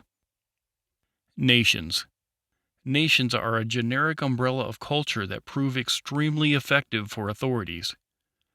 Nations use commonality in race, language, and heritage to persuade ownership of people. Their only shared agent is the border. As the cultures of royalty disintegrated, nations were created to replace them. Authority sought the same stability of extortion that kingdoms provided, but needed to escape the understanding that people had learned about the tyranny of royalty. They created a new enemy, called them, and a new culture, called we. Nations drew lines across the globe and eventually swallowed up every inch of inhabitable land known to man. All those who live within these lines became the property of the state. They are taught that they own their governments by means of democracy, communism, theocracy, and race. They are taught that their nations belong to them. This is the culture of we. The truth is that their nations own them. Nations are created and borders drawn to create stability for authority, while royalty improves stability by convincing people that they owned allegiance to authority. Nations took a bigger step and taught people that they were the authority. National cultures deceive the minds of people to more effectively extort money and control. As soon as you lend credibility to a predatory institution, they will make prey of you. Disguised as sheep, they will have you believe that they are defending you from anarchy, or any other kind of enemy that they can devise. Their laws do not speak of these enemies. They speak of you, how much money you owe, and what you will do for them. Government is an agent of force. As soon as power is yielded to authority, as soon as you give it license to take life and liberty, it becomes an agent of evil. Evil men who seek authority over you will not fight government. All evil that wants is power over you. Evil naturally seeks its place in government. There have been many forms of nations created, all with varying degrees of effectiveness in their control. Without exception, the strongest governments are those whose culture most effectively convinces people that the people are the government. All others soon fail. This is why democracies are the strongest form of nation possible. They are introduced last. Communism and socialism. Socialism, communism, and welfare states all have different applications in history and idea. Yet they are all exactly the same. They all teach people that they are unable to effectively produce enough to support their own lives. They are given the enemies of greed and destitution as the reasons why authority is needed in their lives. Communism is the second most effective form of evil that has ever existed, and it is the most destructive ever achieved.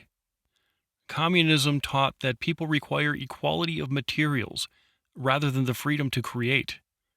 Communism used the lie that people would be part owners of the government in order to garner their support for slave labor and soldiering. Anybody reading the implementation of communism or its similar constructs should readily see evil. There is nothing wrong with a community helping each other. There is no sin in sacrifice or giving. But as with all culture, these ideas were lies. There is no sacrifice in communism and socialism, and there is no giving. They are always implemented by force. Socialism and welfare teach that people do not own their labors. They distract people with cultural ideals of duty and brotherhood. Their true nature is the nature of force. Nothing in welfare and socialism is done by choice. Everything is implemented under the threat of violence. As with all culture, welfare and socialism are evil. Tyranny has destroyed countless more lives than poverty could ever dream. In times of poverty, only one thing stands in the way of people: government. Governments use violence to restrict freedom and therefore people's ability to better their lives. Under the pretense of ending poverty, authorities have used compulsion and violence to create more death and destruction than any storm, any famine, any drought. It is the element of force that belies the tyranny of all socialistic ideals. Without force, there is no evil in them. With force, they are the same as any other government. They bring misery to humanity. Dictators. A dictator bears similarity to the kings of royalty while maintaining a culture of nationalism. There is a common belief in history that dictators and kings are noble. Anytime a national culture is strong, leaders are thought of as pure and righteous. Joseph Stalin and Adolf Hitler are just two examples. After their deaths, their people were shocked to learn that their atrocities of their nations were created by them. History records endless testimonies of people who believed that the terror in their lives was happening without these leaders' knowledge. National Socialists actually viewed the terror they brought to Europe as a defensive war. Wherever you see culture supporting authority, or trying to implement an authority, you will find the destruction of freedom. In every culture, people are deceived into believing that authority is good. Even when they can see the tyranny of authority in history, they fail to see it in their own culture. The greatest mistakes of history have been those of inaction. Killing a man because he advocates the destruction of liberty sounds extreme to people of all cultures. Culture indoctrinates people with this thinking, yet the logic of killing Adolf Hitler, Mao Zedong, and Vladimir Lenin, instead of allowing them to destroy the liberty and lives of billions, is unavoidable. The idea of killing a dictator in cold blood before they murder millions is offensive because the cultures who protect these leaders design themselves that way, and so evil prospers. Peace is found when people stand for morality and reject culture. Defend freedom at all costs and at all times, and peace will rule the world instead of tyrants. Morality enforced. Cultures love teaching people that morality is properly enforced. It is the ultimate deceit, a powerful lie. Cultures teach that morality and prudence are one and the same. Culture can easily claim authority over people when they believe that doing something foolish is the same thing as doing something evil. Morality is freedom. Immorality is the destruction of freedom. Morality is good. Immorality is evil. Culture would have you believe that morality is a question of personal vice. It pretends that imprudence is the same thing as immorality. When people believe that enforcing prudence is the same thing as defending liberty, they can be used to support dramatic increases in the power of authority over people. The Inquisitions of medieval times used the ideas of enforcing morality to expand the power of the Roman Church. They created law and enforcement to force church government into people's lives. It was culturally acceptable because they were enforcing morality instead of simple arbitrary control. The American prohibition of alcohol was touted as a way to counter the effects of alcohol's control over people. In order to fight that control, the U.S. government established a massive police force to control the lives of people. Those who would force prudence on people teach that people are not able to learn intelligent behaviors on their own. Culture teaches that people must not be free to make personal mistakes. It teaches that people are not worthy of ruling their own lives. Without freedom, prudence is meaningless. Environmentalism. Environmentalism shares the ideals of communism. It teaches that greed is the enemy, and that those in search of money will destroy the earth. The enemy of greed is the same enemy that communism employs. It is the same lie. They both teach that without authority, free people will destroy themselves. They both teach that government is necessary to enforce security. Environmentalism has one new twist on the ancient lies of evil. It teaches that the dirt you stand on is more valuable than you. It teaches that authority is necessary to ensure that you do not destroy it. As with all evil, it really only cares that you obey. What excuse people choose to follow is of no concern to evil. Culture teaches that the only security to be found in life is in government. Only they can secure your water, your air, and your food. Yield authority to them. The strength of environmentalism is that it can be used to regulate every aspect of your life: transportation, food, housing, energy, and communication. They all fall under this umbrella of regulation and control. Environmentalism is just one more excuse to implement slavery. Bureaucracy. It is extremely important to see that bureaucracy is not just inconvenience. The slavery of bureaucracy lies in force and compulsion. Those under its power are taught to overlook bureaucracy as just another fact of life. The truth is that bureaucracy does not sustain or improve life. It drains it. The culture of bureaucracy is incredibly strong in many areas of the world. It is able to convince people that they are free while subjecting them to reams of licensing, fees, permissions, and reporting requirements. Failure to obey results in fines, imprisonment, or death. This is their freedom. Bureaucracy benefits primarily those who make their money from it. These are government employees and controllers. One of their favored tactics in achieving new regulation is the stacking of laws. An example is safety requirements, like helmet and seatbelt laws. Such things presume goodness, but evil doesn't care if you are safe. It only cares that you are forced. Bureaucrats make the case for new regulations by leveraging previous regulation. They may extort money for the purpose of paying medical costs for trauma victims. They can claim the need for helmet and seatbelt laws because they are obligated to pay medical costs. A bureaucrat's solution to problems created by law is more law. Their obvious objective is law itself. Terrorism. Terrorism has nothing to do with America and nothing to do with religion. Terrorism follows the pattern of tyranny precisely. Many areas of the world are dramatically affected by increasing technology.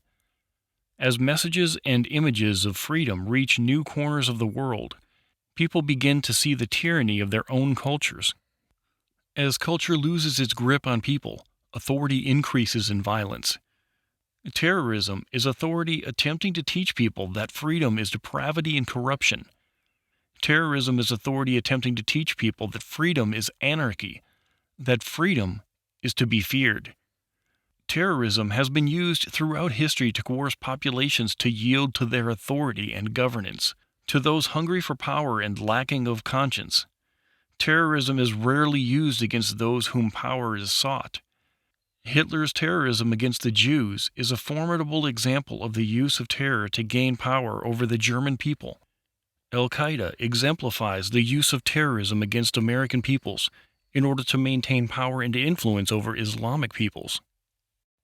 Terrorism is proof of the pattern of liberty.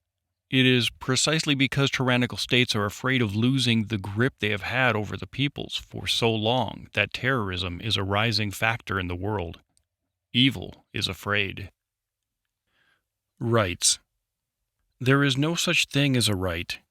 All people are inherently free. The idea of right was created by men who sought to free people from some of the burdens of government, but who still believed that governments were supreme over men. The problem with rights is that they offer certain delineated permissions granted to men by government. After these, government can still dispose of you as it pleases. Even in measures of restriction, this still teaches people that they have less value than law. The truth is that you are free. There is no authority that has any claim upon you, ever. You are, by your nature, already free. This is the value of a human being. Law enforcement. Culture teaches that police are the only ones whose right it is to defend people. It teaches that if people were able to defend themselves, anarchy would be the result. The penalty of defending yourself instead of relying on police protection is usually extremely severe. The reason is obvious. It shows the ultimate tyranny of law. If you aren't helpless, then they have little premise to remain in power over you. The intention of law enforcement is not to defend your liberty. It is to defend the stability of the machines of extortion. Laws do not say no killing, no raping, no stealing. Instead, they are volume upon volume of minutiae controlling every aspect of life and destroying liberty wherever they go. Every government agency are enforcers of these laws. The law is not righteous, and neither are the enforcers of it. It is a mistake to blindly respect law enforcement as noble and brave. Laws are designed to control, not to protect. An officer of government may believe what he is doing is right. That is exactly what culture wants him to think.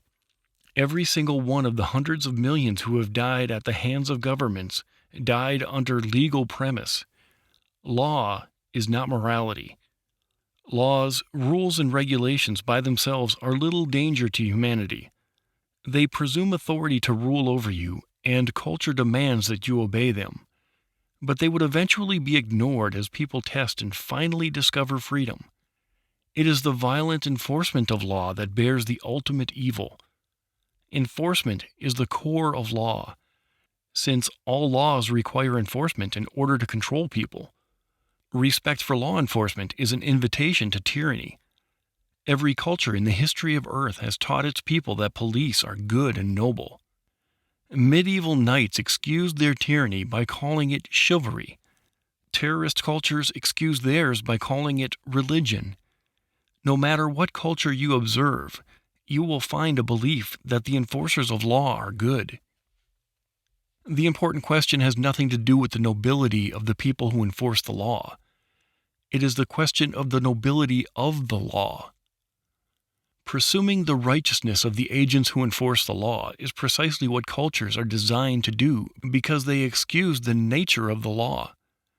This invitation is exploited heavily by history's dictators, kings, and mafias.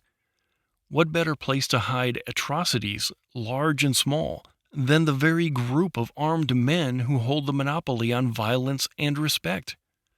The penalty for disobeying authority is always death. All who have stood in open rebellion against existing powers throughout history were killed. Today, even in free nations, men are killed for rebellion. If they cannot force you to obey with intimidation, they use threat. If the threat is not enough, they use kidnapping and imprisonment. If that fails, you will be murdered. Which law you break is irrelevant. Even such a little law as a speeding ticket. Fail to pull over. Resist arrest. Try to escape or fight back. It happens regularly. The penalty is death. Price of government. The stiffest penalties of law are reserved not for those that you are to be protected from, but for those who fail to pay the price of protection. The entire purpose of evil is to enslave you, to destroy your freedom in order to make you a tool for someone else's use. Just as mafia extortion rackets reserve brutal beatings for those who fail to pay the tax, the world's most effective governments use a system of threats, abuse, intimidation, imprisonment, and death to ensure that taxes are paid. This isn't a side note. This is the very purpose of why cultures and law are created, to sacrifice your labor for the benefit of your masters. When law challenges its competition, it labels them as criminals and racketeers. The definition of racketeering is the creation of a threat and then charging for protection against it. Such racketeering is institutionalized slavery. Mafias and governments follow the same pattern. History shows us that the names given to each are a matter of who is the more successful extortionist. Summary. Nations lay claim to people based upon where they are born with respect to imaginary geographic lines. The truth is, that a nation is simply a group of people with guns who will kill you if you do not obey them. Borders and land masses have nothing to do with your value as a human being. They are created to offer rulers stability as they exercise power over you.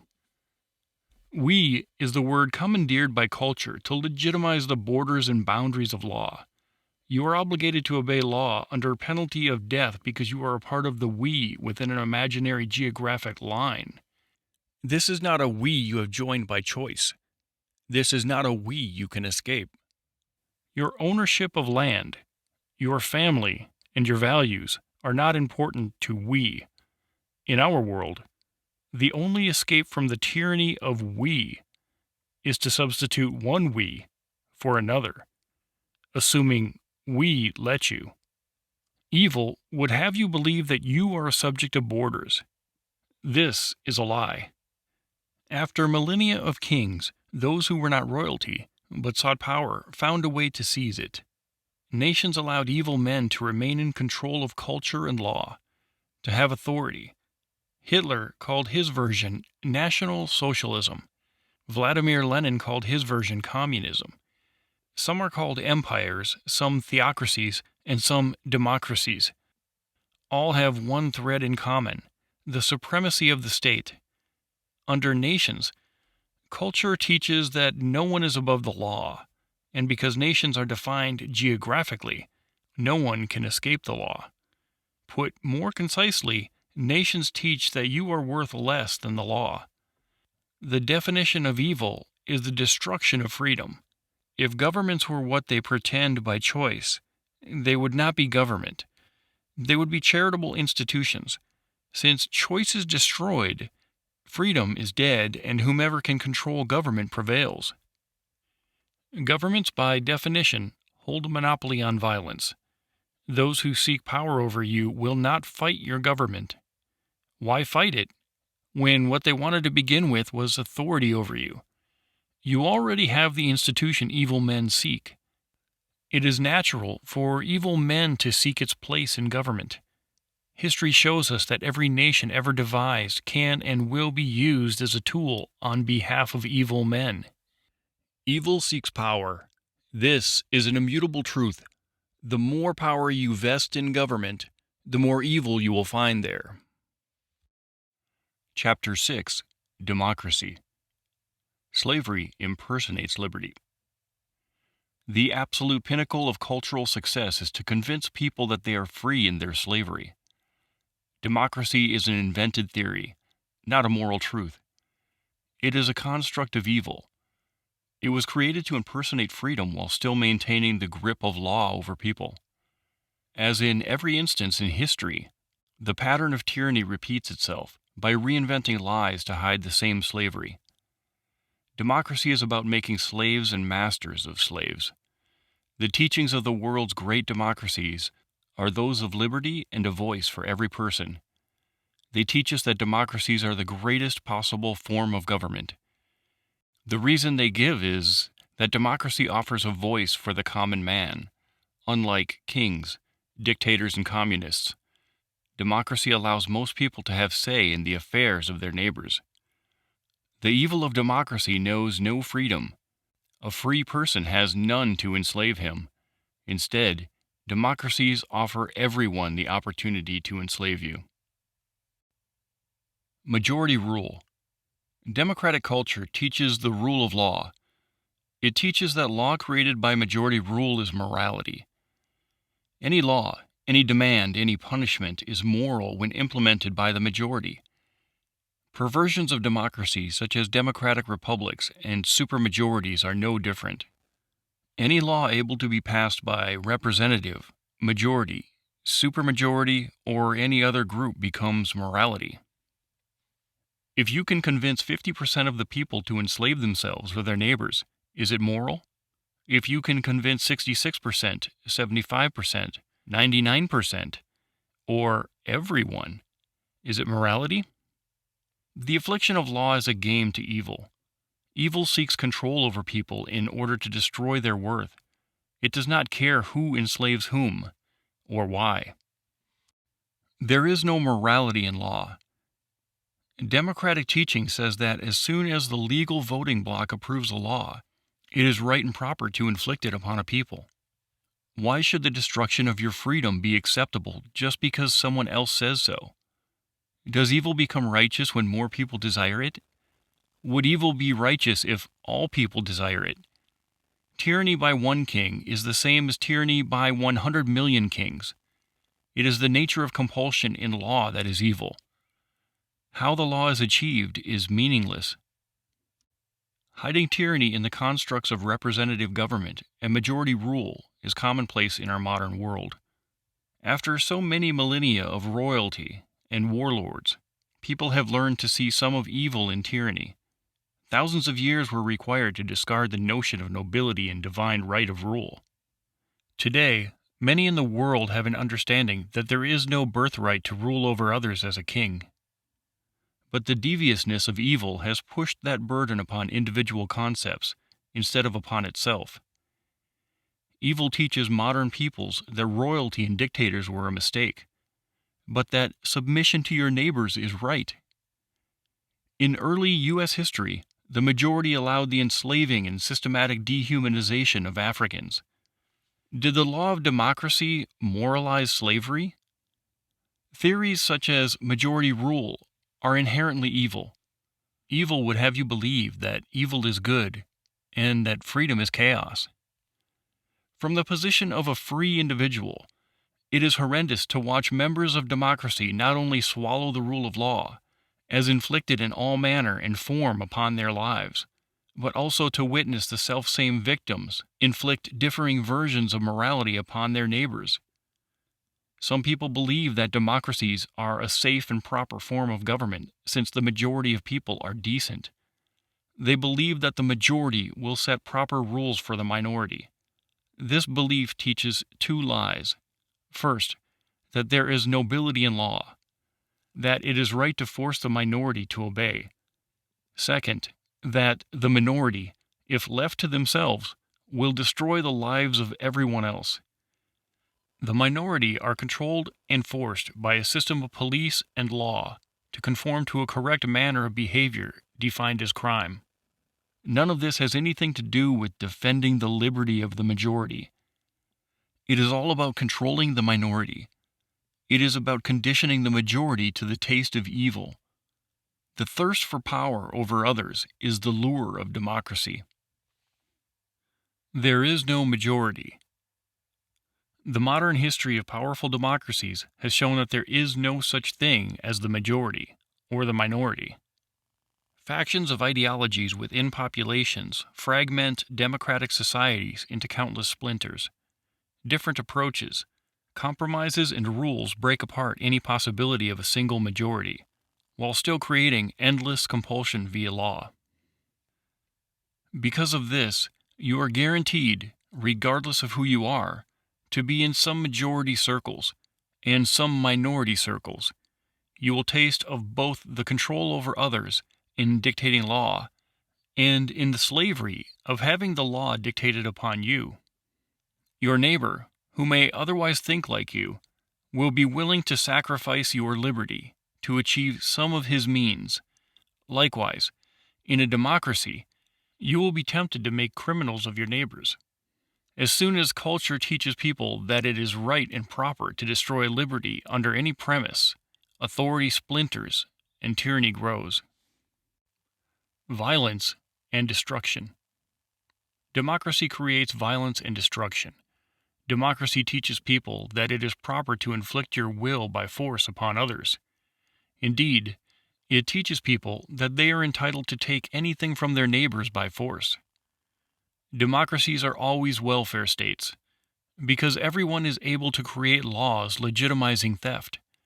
The strongest democracies have the highest taxation and the most regulation. Government employees are able to influence laws to benefit their own positions and salaries. The more regulation created, the more opportunities for pirating in the name of property. Many wish to control behavior in the name of religion, environment, economics, decency, and safety. Democracy teaches that these things have more value than human beings. Evil always teaches that achieving specific behaviors from people is more important than the people themselves. Evil would have you believe that righteousness is found in property, instead of you. When democratic cultures strengthen, it is obvious to everyone that the legitimacy of law is a farce. Any law is noble as soon as it becomes law. What would be considered crimes of kidnapping, mugging, and murder are now committed for you, in proxy by police. Mature democracies will find certain people who begin dispensing with the excuse of law and simply take what they want when they want it. This is no more evil than law, just more efficient. The height of democracy is the chaos of men stealing from men, destroying each other's liberty at will, and crushing the human spirit simply because they can. The height of democracy is an inability to think, to speak, or act for fear of law. This is not anarchy. This is tyranny. Tyranny is always disguised as culture and law. Perfect evil.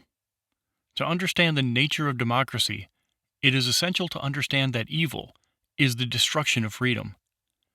The stability of control is the engineering design of culture. The more stability that authority can be exerted with, the better. Stability in history is non-existent.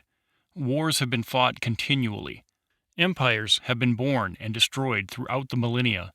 Nearly every excuse for tyranny has been tried, and eventually overcome. Human beings seek liberty in their lives, because liberty is the nature of humanity. Liberty is life. Our continual struggle against evil has been recorded by history. Evil has eventually lost every war it started. This is a testament to the strength and goodness of humanity. It is also a testament of the adaptability and evolution of evil. Every form of tyranny has failed because people eventually recognize it and retrieve their own liberty. Evil has found a solution to its losses in making partners of its slaves. Democracy is the greatest evil that can possibly exist. It is a greater evil than communism, and a greater evil than royalty. All other forms of tyranny are obviously evil because they allowed a few to control the lives of all. Freedom was destroyed for nearly everyone. Democracy, however, teaches that you are free enough to vote, a seemingly better system. Unfortunately, it legitimizes other people voting away your freedoms. This makes it evil. What makes it pure evil, and the greatest form of evil that can possibly exist, is that you also vote to take away freedoms. Everyone becomes a slave, and everyone becomes a master of slaves. Perfect evil. Chapter 7. Economics. Economics is the study of the trade of work. The principles of money are scientific, and with all truths, simple and easy to understand. Government institutions have created artificial ideas such as employee, corporation, and dollar to enable them to control your labor. Their objective is to confuse you and make money more complex so that they can more easily take it from you. Work. Everything you do to better your life requires work. It may be as simple as planting a seed and tending the soil so that it will grow to be your food. It may be washing the dishes so that you can eat from a clean plate. It may be climbing a snowy hill so that you can slide down. You do everything that you do to benefit yourself and those you love. Trade. You may not be good at building some of the things you want. You may not want to plant your own food. Trade allows you to do different kinds of work, but to give that work to others in exchange for work they provide you. If you cannot build an integrated circuit, but can operate on a tumor, then a trade can help two people, a doctor and an engineer. Trades can be between 2, 3, or hundreds of people, but at the end of the day, it is as simple as trading your work for someone else's work. You get to do what you are best at, but get to receive what others are best at. Savings and debt. Saving and debt will allow people to perform trades without the restriction of time. When you work today and redeem the traded work later, it is called savings. When you redeem today and perform the traded work later, it is called debt. Both principles enable you to control your labor without being subject to time. Money. Money is a record of all savings and debt transactions. All it does is record what you owe, or what is owed to you. It can be carried symbolically as paper or coin, or as a line item on accounting books. After you have performed some of your work in trade, you receive money to record the value of that work. Your trade of work can be between any number of people and redeemed at different times. The principle of money greatly enables people and frees them to work and receive benefits on their own schedules. Economic control. There are people who wish to use your work for their own purposes without providing anything in return. The object of economic control is to control as much of your labor as possible. Tax. There is an extra party to most economic trades that take place on Earth. They offer no benefit to either party, and they do not allow you to choose whether or not to include them in that trade. A tax is when someone takes money that does not belong to them. Taxes are law and not principle, because they destroy freedom and must be enforced. Some of the people who tax are common thieves, while others are powerful governments. Extortion. The corruption of economics is called extortion. When you labor, but someone else redeems your work without your permission, it is a tax. To tax someone is to steal from them a portion of their work, or all of it. Under taxation, you work but gain nothing in return. Even when the claim is made that the money will be spent for your benefit, you cannot choose what your work will buy. Under taxation, the extortionist is the master, and you are the slave. What amount of time they steal from you is irrelevant. A slave for an hour, or a slave for life, is still a slave. Failure to pay is penalized by imprisonment or death. Taxation comes in many forms. The simplest is to steal your money without you even realizing it. We call this theft, and it's practiced by common criminals. The more popular and vastly more profitable form of taxation is to take a portion of your work when you produce it, when you trade it, and when you save it. This is the form which is practiced by governments and mafias. There is another form that is incredibly devious and difficult for people to see. The restriction of behaviors to compel you to do something that authority wants is taxation. Using this method, they never have to bother with money. They simply compel you to do their bidding directly. This form of taxation is called by many names. Some of them are price controls, regulation, bureaucracy, red tape, paperwork, formalities, oversight, social security, public works, and the public good. Effective taxation is a function of time. A common thief will steal as much money from you today as possible. Tomorrow, you will be destitute and have nothing left for him to take. Furthermore, you will run far away, or find a method of protecting yourself in the future. Governments are far more advanced. They allow you to keep a portion of your work for yourself, enough so that you will not run away or revolt, but instead continue working where they can take from you again tomorrow. Taxation consistently fluctuates as governments test whether or not they can get more from their subjects. If people slow down or quit working, then taxes are too high. Culture is manipulated to keep up with the increasing taxes, to teach people the nobility of government and slavery. Because taxation is a function of time, they can pirate from you not just huge percentages of your money today, and not just the rest of your life, but all possibility of interest on your labors. Government taxation is the single most effective extortion racket that has ever existed. The evil genius comes with the culture. Most citizens consider it honorable to pay their masters. Earn, trade, save. Taxation is obfuscated in every area of your life. The easiest to see is when they take your money as you earn it. Income tax, regulations, and governmental restrictions allow the extortionist to pirate labor before you ever get to put it into use. You serve them. They leave you the scraps, whatever the percentage of your liberty or labors they allow. Extortionists take a further percentage every time you trade your labor, called sales tax, use tax, gas tax, or any other such sundry names. You have less than you produce because they already took huge percentages from you.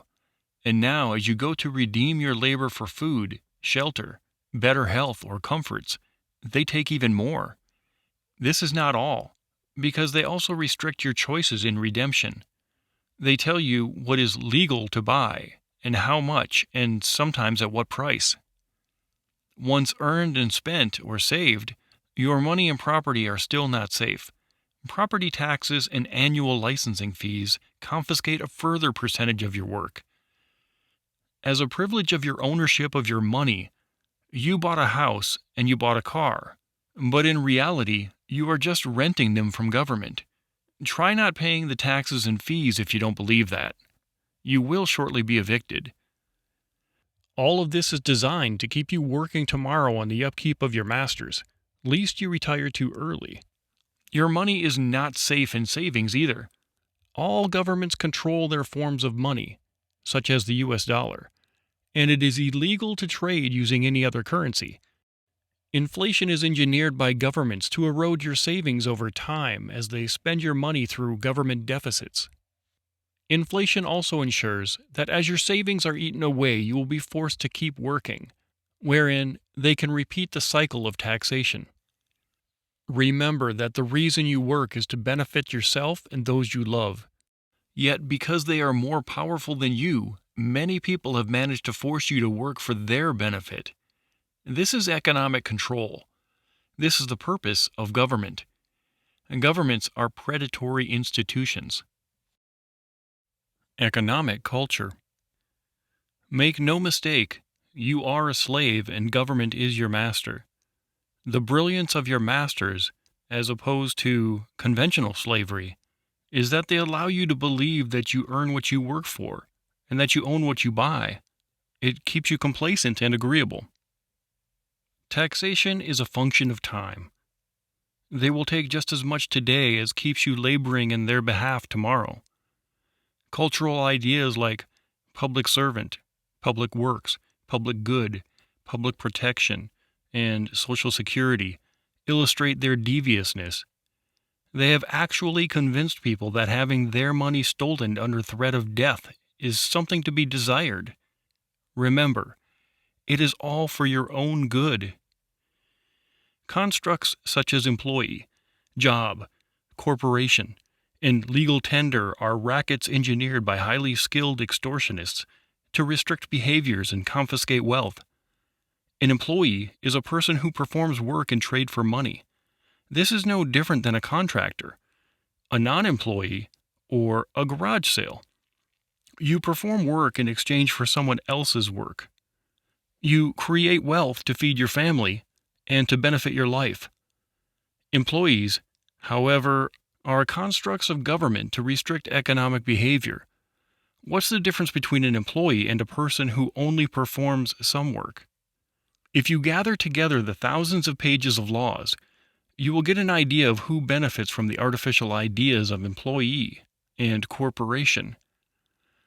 Governments play employees and corporations off each other to divert anger over the loss of freedom from its proper target, the extortionist. Corporations are constructs invented to restrict the collective behaviors of people. If one person can work on a task, it is clear that many can group together to accomplish more complex tasks.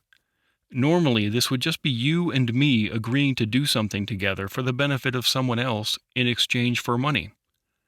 Corporations are creatures of the state, as governments call them, created to abstract the average person from the simple truth of people conducting trade.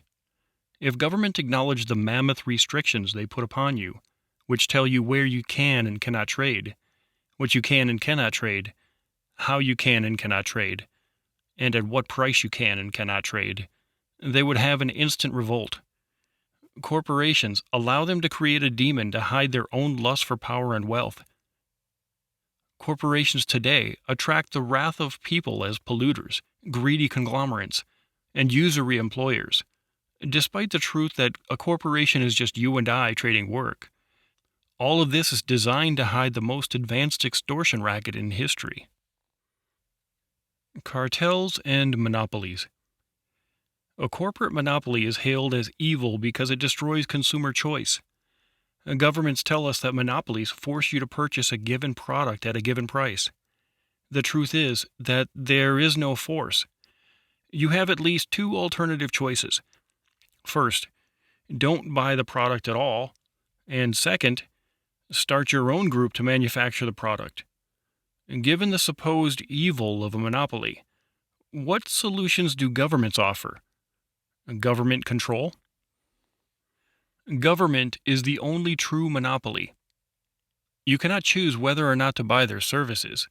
Opting out is called treason and tax evasion, and authority will come to your door with guns.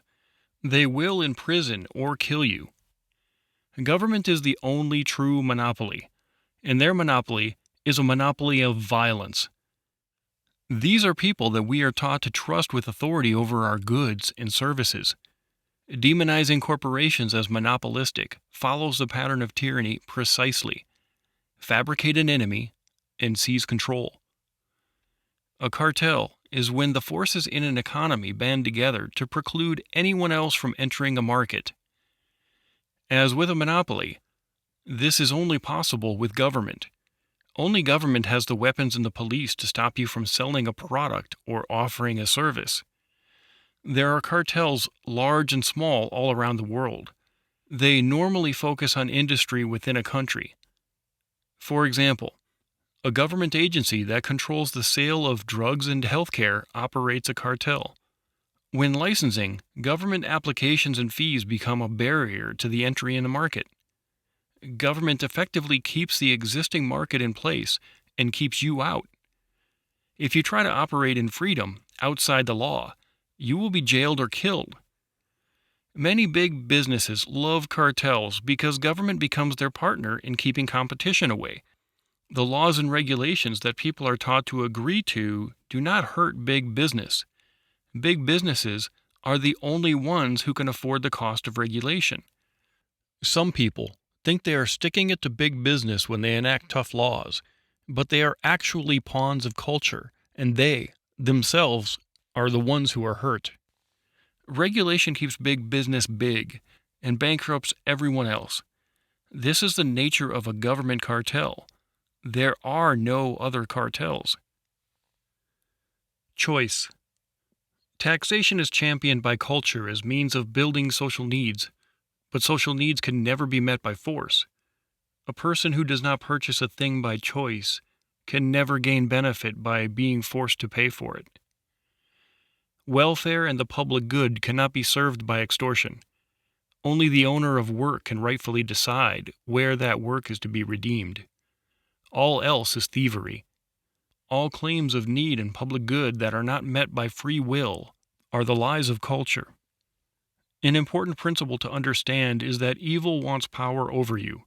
Money is only a representation of work. As long as evil people can compel you to work on their behalf, they don't need to possess money to control you. The principle is exercised in welfare and socialist states. Money confiscated by politicians is largely not spent directly on themselves. However, they still enjoy the taste of power over you by taking and spending that which they did not earn. It is not the money that is evil, but slavery. Frequently, governments will strengthen their culture grip over people by spending extorted money in targeted ways. Just as mafia dons and drug lords are known to spend on social projects for the benefit of the poor, governments use money to fabricate enemies and impersonate righteousness.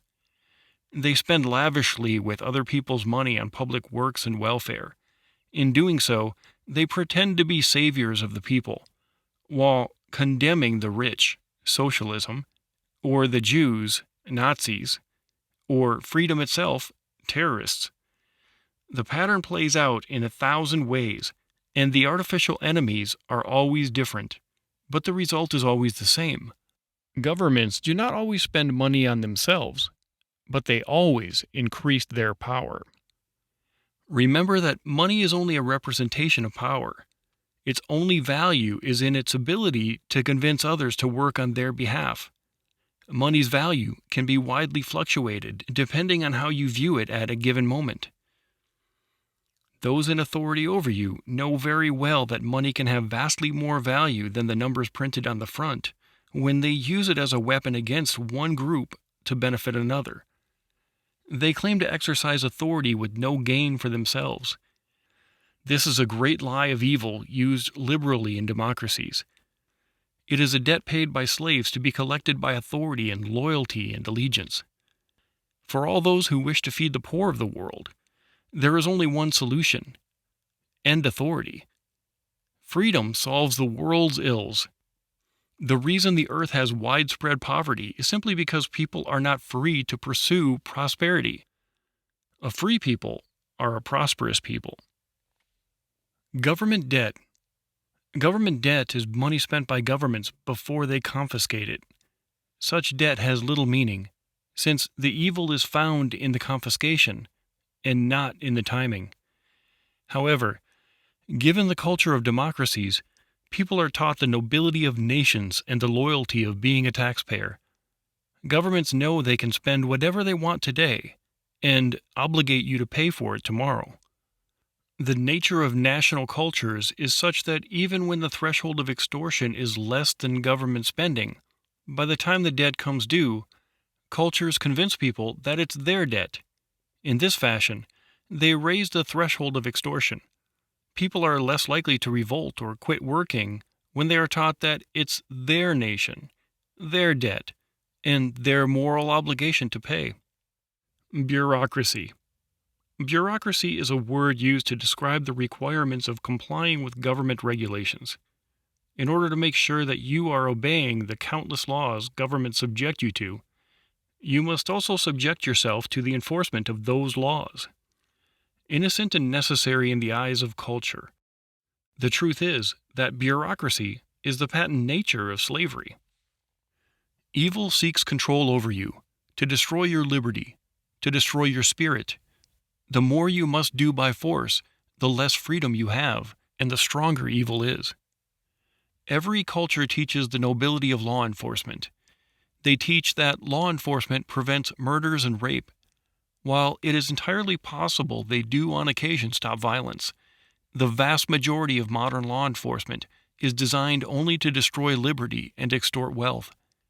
Every visit to a motor vehicle's bureaucracy, every tax form, every time you are pulled over, every ordinance you comply with at home or on the job is law enforcement in action. The culture of law enforcement is one of protection.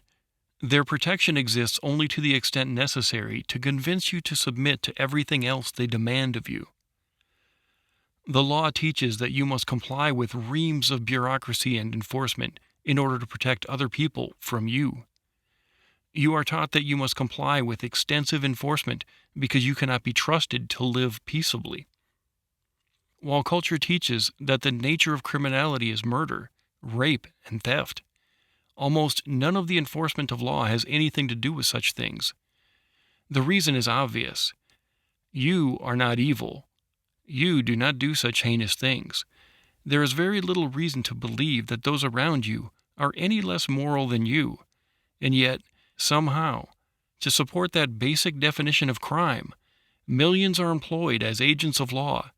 They spend all their time making sure that you comply with all the facets and iotas of every regulation they can devise.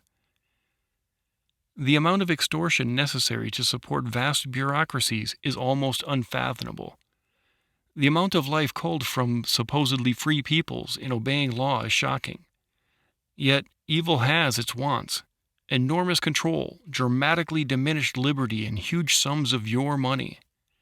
Building codes, environmental regulations, local planning, and on. Each one justifiable in modern culture. Each one has armies to support them. Each one just one thing in common: their enforcement by law destroys freedom. If any of these goals were noble in their own right, they would not need force to accomplish them. Their true result is to raise costs through increased property tax, impact fees, licensing fees, business fees, employment taxes, etc. Even government programs designed to cultivate seemingly noble goals, such as ownership societies, are inherently evil.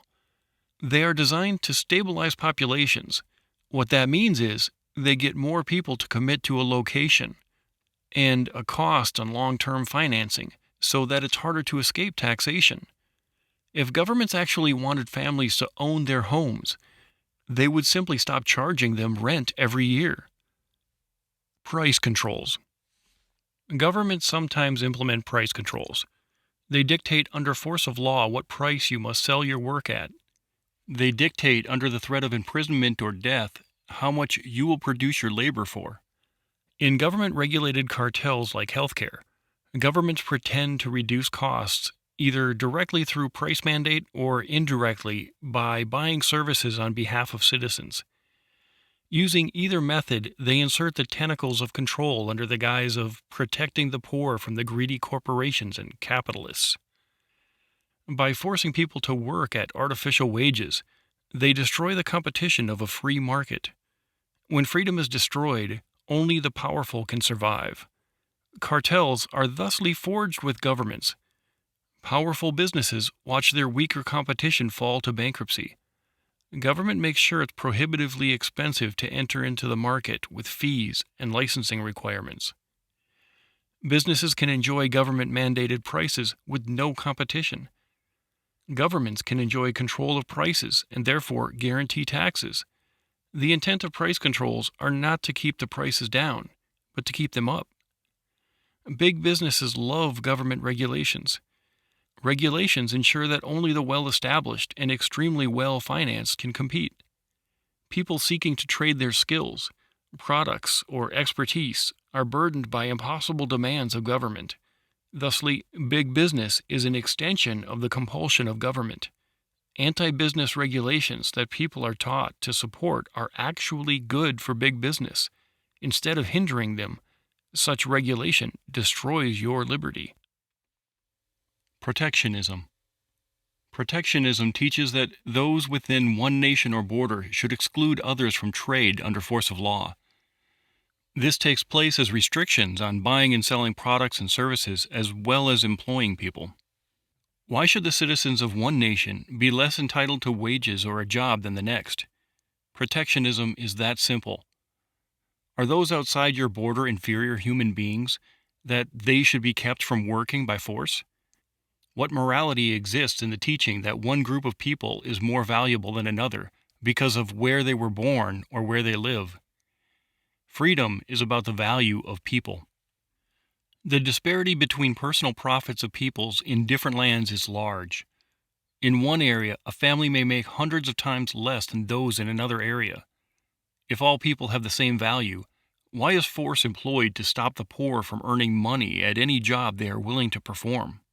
If the poor want to sell something to a powerful nation, and the people of that nation want to purchase it because it's sold at a lower cost, why should a government wish to hamper what benefits both peoples? Governments use force to stop items from being sold within their borders at lower costs than what those in other nations will produce.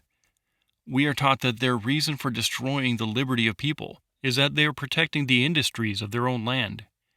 It is not that hard to see the truth in evil when governments extract large percentages of money from trades.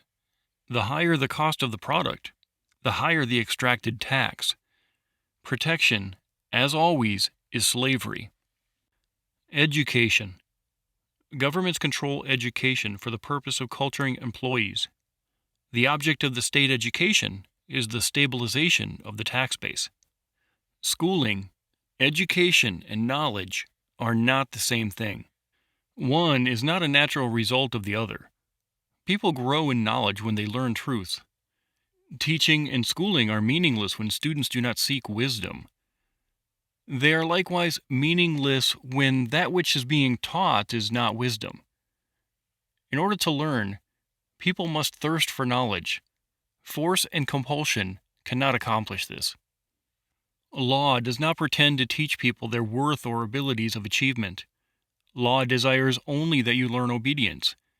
Not only does law provide a way for students to learn their merits of social and economic obedience to authority, it enforces a near-perfect monopolization against all other teachers. Private schools and parents themselves are nearly shut out of teaching children from one lesson they need, an understanding of their own value and potential. When people understand that their minds are truly capable of anything, that they are able to learn and grow according to their dreams, they tend to make poor citizens. They question culture and oppressive authority. They reject taxation. They are stronger, more peaceful, more prosperous, and more independent. All of this is wonderful for humanity and destroys evil. Revealing truth. To see the truth in an idea, it is a good idea to flip it upside down. Socialism teaches that people deserve to receive the benefits of working without actually working. Flipped upside down, socialism teaches that those who work must work not only for themselves, but for everyone else as well. As with all authority, there is no choice, no opting out. Socialism reveals forced labor. Price controls teach that people deserve to receive products and services at a proper price. Flipped upside down, price controls teach that you must work to create products at the price government says you must work for. Price controls reveal forced labor. Welfare teaches that people deserve to receive the basic necessities of life without needing to work for them. Flipped upside down, welfare teaches that those unwilling to labor for their own benefit can extract it from you. Welfare reveals forced labor. Bureaucracy teaches that people should be able to expect others to behave according to strict rules to benefit everyone. Flipped upside down, bureaucracy teaches that to keep bureaucratic employees in the money, everyone must jump through hoops and pay fees and fines. Bureaucracy reveals forced labor. And taxation teaches that people deserve to receive roads, protection, schools, and all other manner of services, even if they cannot afford them. Flipped upside down, taxation teaches that people have the right to force their neighbors to pay for services without the hassle of asking for permission. Taxation reveals forced labor. All economic control is slavery. Chapter 8. The Pattern of Liberty. The pattern of tyranny has repeated itself throughout history. It cycles in every instance of evil, large and small. The pattern of liberty, however, is a singular flow that has been progressing slowly since the beginning of time. Evil has been on earth for as long as man. The tactics of evil have changed infrequently, and only do so when forced by the progress of liberty. Every time liberty has progressed, one of the ideas or concepts of evil has died. When culture control over people is broken, the pattern of liberty takes another step forward, and culture has been forced to adapt to maintain control over people. By using threats of death, torture, mutilation, and imprisonment, every kingdom on earth has prospered. War created the empires of history, and culture preserved them. All who would not submit to the rule of law were killed. Such ignorance of the power of culture is a thing of the past. Modern technology, brought by increasing degrees of freedom, is allowing the people of the world to see culture for what it is. The pattern of liberty shows how freedom has progressed through history. While cultures around the world teach that evil control is strengthening, the pattern of liberty shows clearly that evil is weakening. The pattern of liberty predicts the ultimate failure of culture and the ultimate end of evil. Progress through history. The pattern of liberty tracks the destruction of ideas and empires through history. It also tracks the progress of principles and technology. Gunpowder. One of the defining technologies that dramatically altered the scope of culture was gunpowder. Prior to its availability, Only those who could amass strong armies could effectively defend their land and families. This meant that people were heavily at the mercy of governments and kings. Once gunpowder became available, even small bands of families could challenge the mighty castles of empires. Gunpowder reshaped the kingdoms of earth by empowering people to challenge the violent control employed by the lords of war. The printing press. The printing press reshaped the nature of culture like nothing the world has ever seen. Before its innovation, almost nobody knew how to read. It was simply too expensive to own a book. Once the cost of printing dropped, literacy skyrocketed. Information was standardized on a scale unknown in all of history. It became much more difficult for cultures to center their power on the ignorance of people. Religion was dominated by those who could control the scriptures. With this power, they were able to influence the political freedoms and even the very lifestyles of people. The Bible was the first book printed, and soon spread far and wide. Though the Roman Church had men killed for translating the Bible into native languages, such as English, it eventually became available in every language on earth. Theocratic power in the Christian world fragmented, and people chose to pursue divergent ideas. The printing press was the foundation of all technology.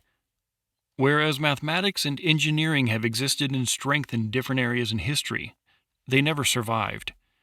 War destroyed the information learned. After the printing press, so many copies of books could be maintained that human knowledge persisted in writing and spread as fast as the thirst for it demanded. The Great American Experiment. The Great American Experiment was proof for the world. It dared to call the bluff of culture and test what people would do with liberty. Whereas culture had long taught that people were not able or worthy of ruling their own lives, the American Rebellion taught people that they were fully able to live life without a king. They taught by their actions and writings that men were worth more than governments. This experiment in freedom lived past its first test as they defeated the armies of King George. The shock that ran through the world was enough to shatter the bonds of the culture of royalty that enslaved Earth for thousands of years. Internet. The Internet and modern computing power have destroyed cultural ignorance once and for all. Like the printing press before it, the Internet has made possible the widespread dissemination and near indestructibility of information. The bonds of culture are founded in the control of speech and control of mind. When people are free to speak what they think, people learn wisdom at an astonishing pace. For cultures to succeed, they require imposed ignorance and a cultivation of planned thought. As soon as people question the rule of law, authority is lost. The cultural shift away from intellectual property is a telltale sign of the end of government rule.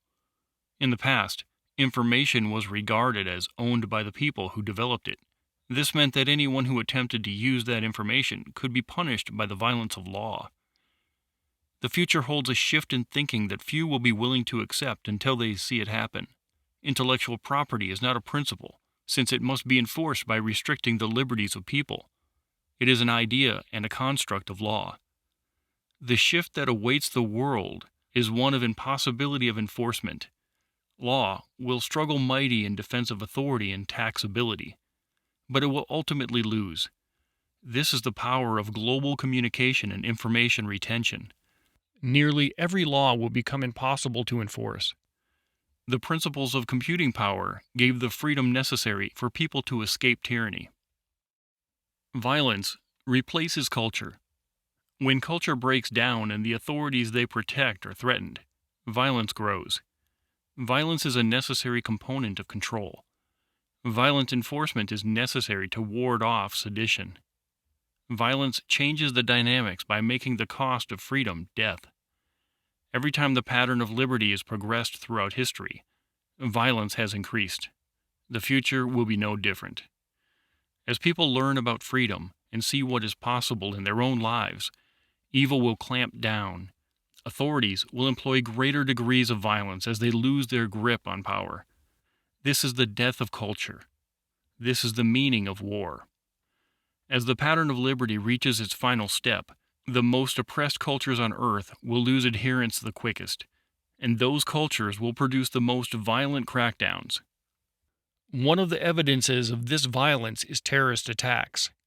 Those in modern times are no different from terrorist attacks in history. Oppressed peoples do not want to be oppressed. When they learn of freedom, they seek more of it in their own lives. Evil cultures always demonize freedom. Because the United States of America has been historically freer than other places, it is attacked by terrorist regimes and attempt to teach enslaved peoples that freedom is weakness. They teach that freedom is depravity and insecurity. Such attacks have nothing to do with the people being attacked. They are about maintaining the grip of cultural slavery over oppressed peoples. The violence of dying cultures can destroy millions of lives, but it never lasts long. Earth's era of war is over. The rapid pace of nation creation and destruction is evidence of the accelerating pace of the pattern of liberty. New cultural twists invented by evil men are discovered and crushed. Technology and population. One of the principles of history is that freedom is a function of population. Population growth endangers tyranny. All the major tyrants of history have sought to limit growth.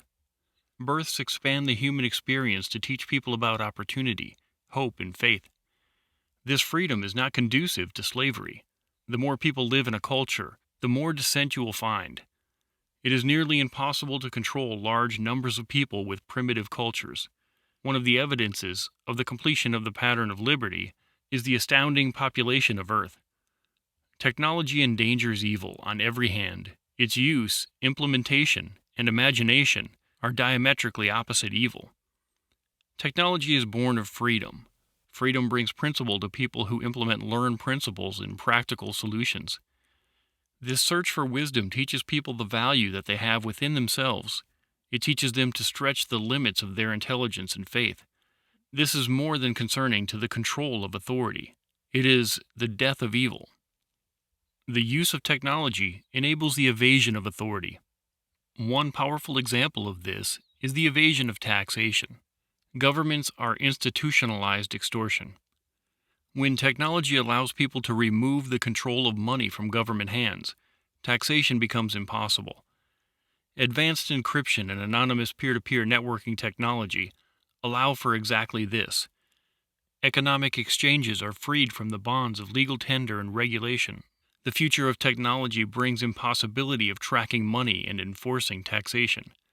This transition will be marked by violence as governments try to salvage their monstrous rates of extortion. The comforts and prosperity of technology demonstrate to the world what the fruits of freedom are. It is entirely impossible to hide from the culturally enslaved peoples the glory that is human life. Principles and products leak through every culture on earth. The kings of old have fallen. Communism is weakened. Theocracy is dying. Democracies are bankrupt. Violence will mark the transitions, but freedom will prevail. The American Dream. The American dream was for a land where people would be free from the interference of government. The dream was one of freedom to pursue joy and happiness. Today, culture teaches that the American dream is a specific and tightly defined perspective on the perfect life, and that the reason the United States of America is great is because it has the ability to create that life for you. Culture perverts everything good. The American dream is not an American dream. The great American experiment brought massive liberty to the people of America, more than had been seen in any other time or place on earth. The experiment and the dream are not for Americans. The United States of America is not to be respected as a nation. It is not a favored group. There is no magic, no cultural supremacy in the red, white, and blue. The great American experiment is to be respected only because it taught people that they are worth more than the law. The government of the United States of America in modern times closely resembles both a democracy and a welfare state. It is bankrupt and heavily enforced by legions of law. Culture would have you believe that this is its legacy. It is not. The Declaration of Independence, the Bill of Rights, and the very action of rebellion against a king taught the people of the world that government had no natural right over them. These things taught the whole earth that they owed government and authority nothing. It told people that authority should never tell them what they could say, what they could worship, what they could print, and what they could gather. It told people that law enforcement is a dangerous animal, and that they ought to be able and willing to defend themselves against it. It taught people that government and authority can be limited. It taught people that they were worth more than law. This mighty step taken in the pattern of liberty has nothing to do with democracy or government.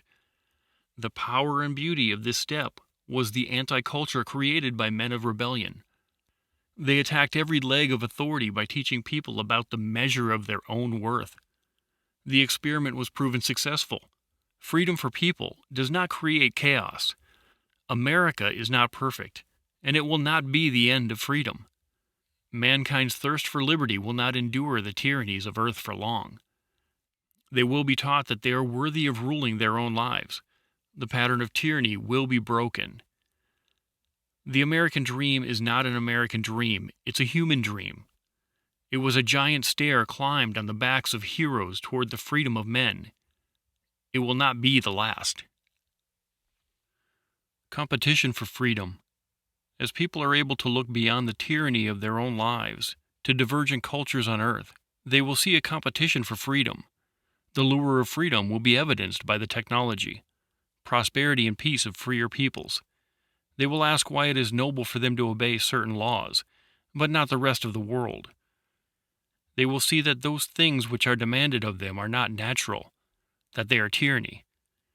The pattern of liberty progresses every time the lies of culture are discovered and understood. Though cultures are designed to maintain a tight control of the minds of people so they cannot see the tyranny over them, witnessing freedom can break the bonds nearly instantly. When the violence of dying cultures runs out and freedom peeks out of every dark place on earth, the people of the world will begin a competition for freedom. When there is freedom to move and shop for jurisdictions, you will find that people move to freer societies, not stricter ones. Moreover, elements of evil will gravitate to more restricted societies because they are easier to exert control over. This is the final chapter for evil. Technology, communications, and wisdom free people to evade authority, and they will do so with ever-increasing effectiveness. This is the competition of the pattern of liberty. This is where evil ends. Chapter 9. End of Evil. Voice is a principle of intelligence. Voice is the highest form of communication between beings of the highest intelligence. The passion and feeling that people are able to put behind their words can change lives and change worlds. The few who achieve a glimpse of the power of voice bring either insane destruction or awesome freedom. Every great and terrible culture brought into the world was brought by the principle of voice. Every rebellion and revolution that destroyed cultures and empires was brought by the power of voice. Men who understood the principle of voice have irrevocably altered our world. The principle of voice is found in every element of human communication. Writing and books are lesser forms of human voice. Every transfer of words contains the power to change lives. When accompanied by the passion of life, voice alone has the power to free worlds. The principle of voice explains why freedom is a function of population. As population increases, it is more difficult for culture to maintain control over the speech of people. The more people communicate with one another, the quicker they learn their own value. Population increase brings the increased freedom to the world because of the power of voice. When people are unfettered by the chains of culture, and when they do not believe the lie that they are powerless, they can change everything. To change the world, you must have faith that you have such ability in yourself. You must open your mouth and speak. The principle of voice is the passion to convince, the passion to teach, and the passion to create faith. It will strengthen you, and should you choose to use it, you will change lives. Future. The dreams that burn in the hearts of billions have been growing stronger through the millennia. Ages of destruction wrought by tyranny will not go unanswered. Children of this world are owed a liberty from slavery that can only be satisfied by the utter eradication of evil from earth. Every dream of feeding the hungry, clothing the naked, and helping the poor is answered in this cause. Human beings are able to answer every need and desire of our world by using the principles we learn all around us. When the obstacles of evil are removed from the lives of people, technology and prosperity advance on an exponential scale. With only limited degrees of freedom in a small percentage of the world, human beings have cured scores of disease and discovered methods of feeding billions. All the comforts of modern life were made possible by the faith to succeed. Ask yourself what miracles could be accomplished when this small percentage becomes perfect freedom and is achieved for every one of the billions of people on earth. This is the infinite value of human beings. You are the key. The progress of liberty on our world is advancing by challenging culture and authority. Technology and the proof of the great American experiment are in our hands. To challenge evil, all that remains is to open your mouth and tell the people of the world that the dream of freedom is real. It is you who will teach the people of earth their value. It is you who will bring to pass the greatest revolution in the history of mankind. To challenge the authority of evil, you need to dismantle its tools of violence and culture. Culture is dismantled as simply as disobedience to the control of speech. When you speak your mind and refuse to take offense when others do the same, culture cannot survive. There is nothing to fear in freedom. Violence is the tool of last resort for evil. A perfect revolution. The price of freedom is blood. This is an immutable truth. The reason is that evil does not care if you live or die. Evil will stop at nothing to achieve mastery over you. A perfect revolution is a revolution where all the blood paid for freedom is paid by tyrants, and where none is paid by the innocent. There are only 3 types of action a person can take: that which exercises freedom, that which defends it, and that which destroys it. Culture teaches the nobility of destroying freedom by concepts such as rule of law. At the same time, it teaches the immorality of defending freedom in concepts such as police authority.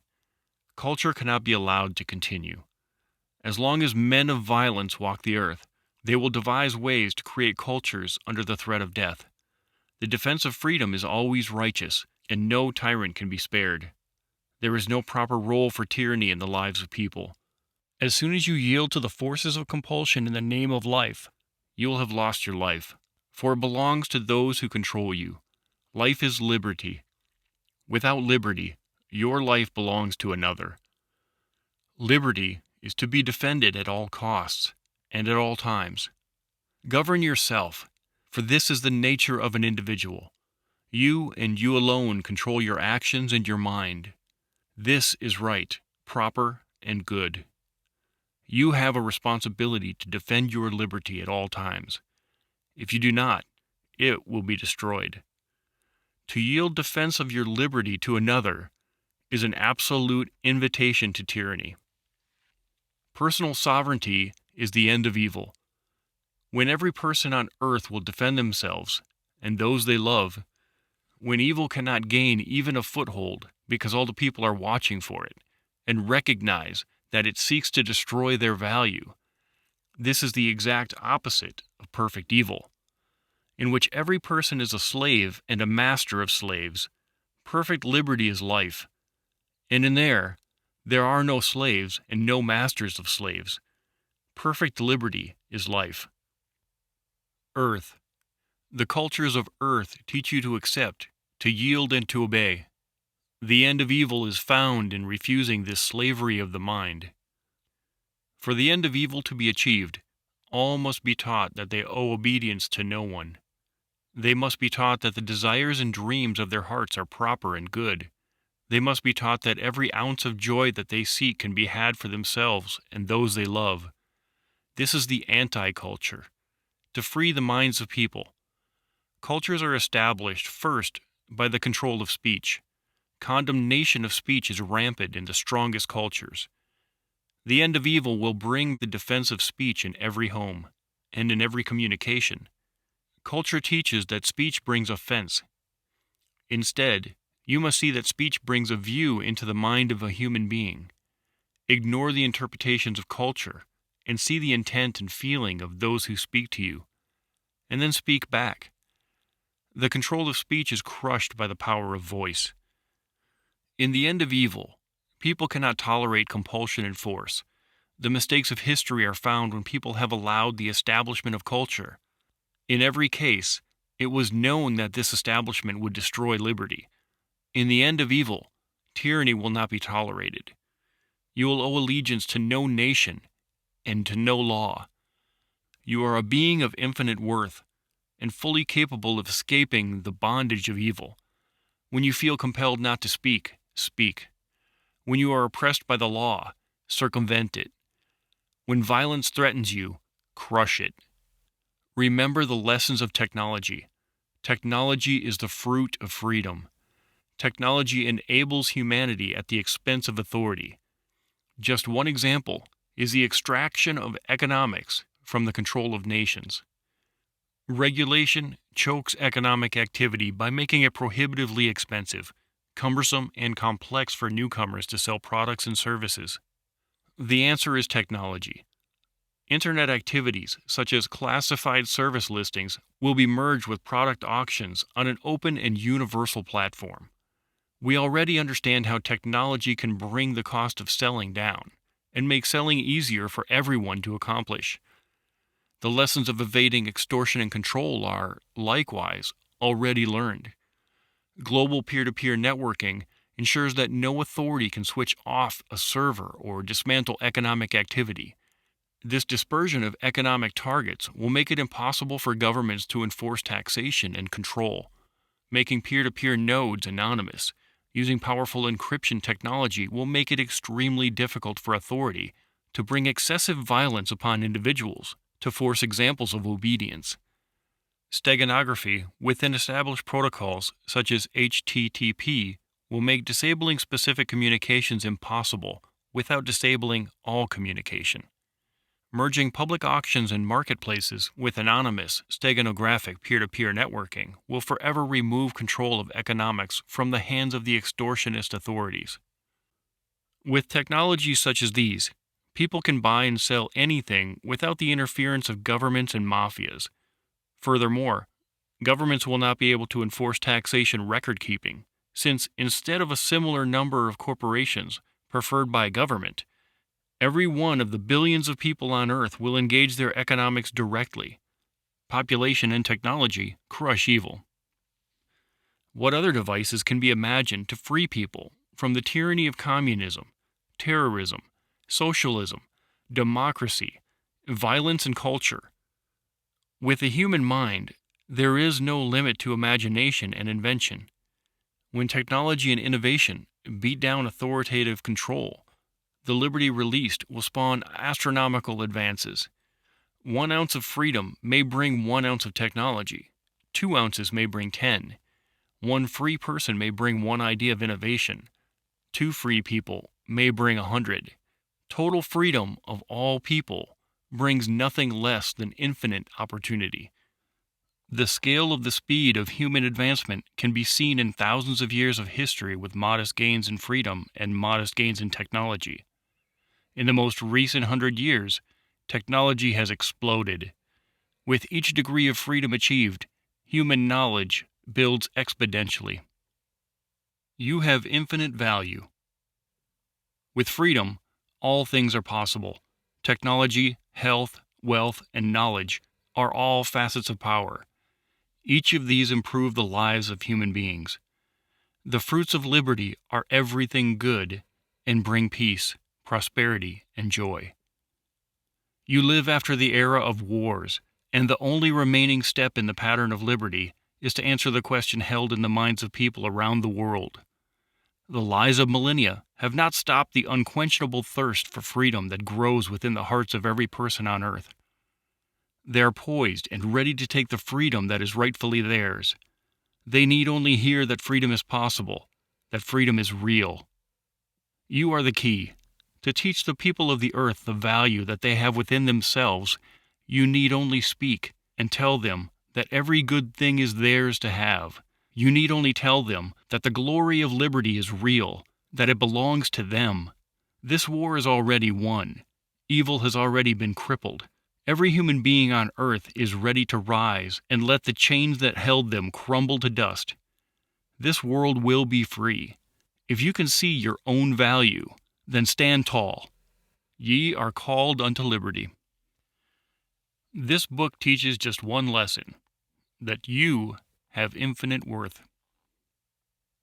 Appendix A, Glossary of the Culture of Evil, can be found in pages 95 through 97 of the book The End of All Evil by Jeremy Locke.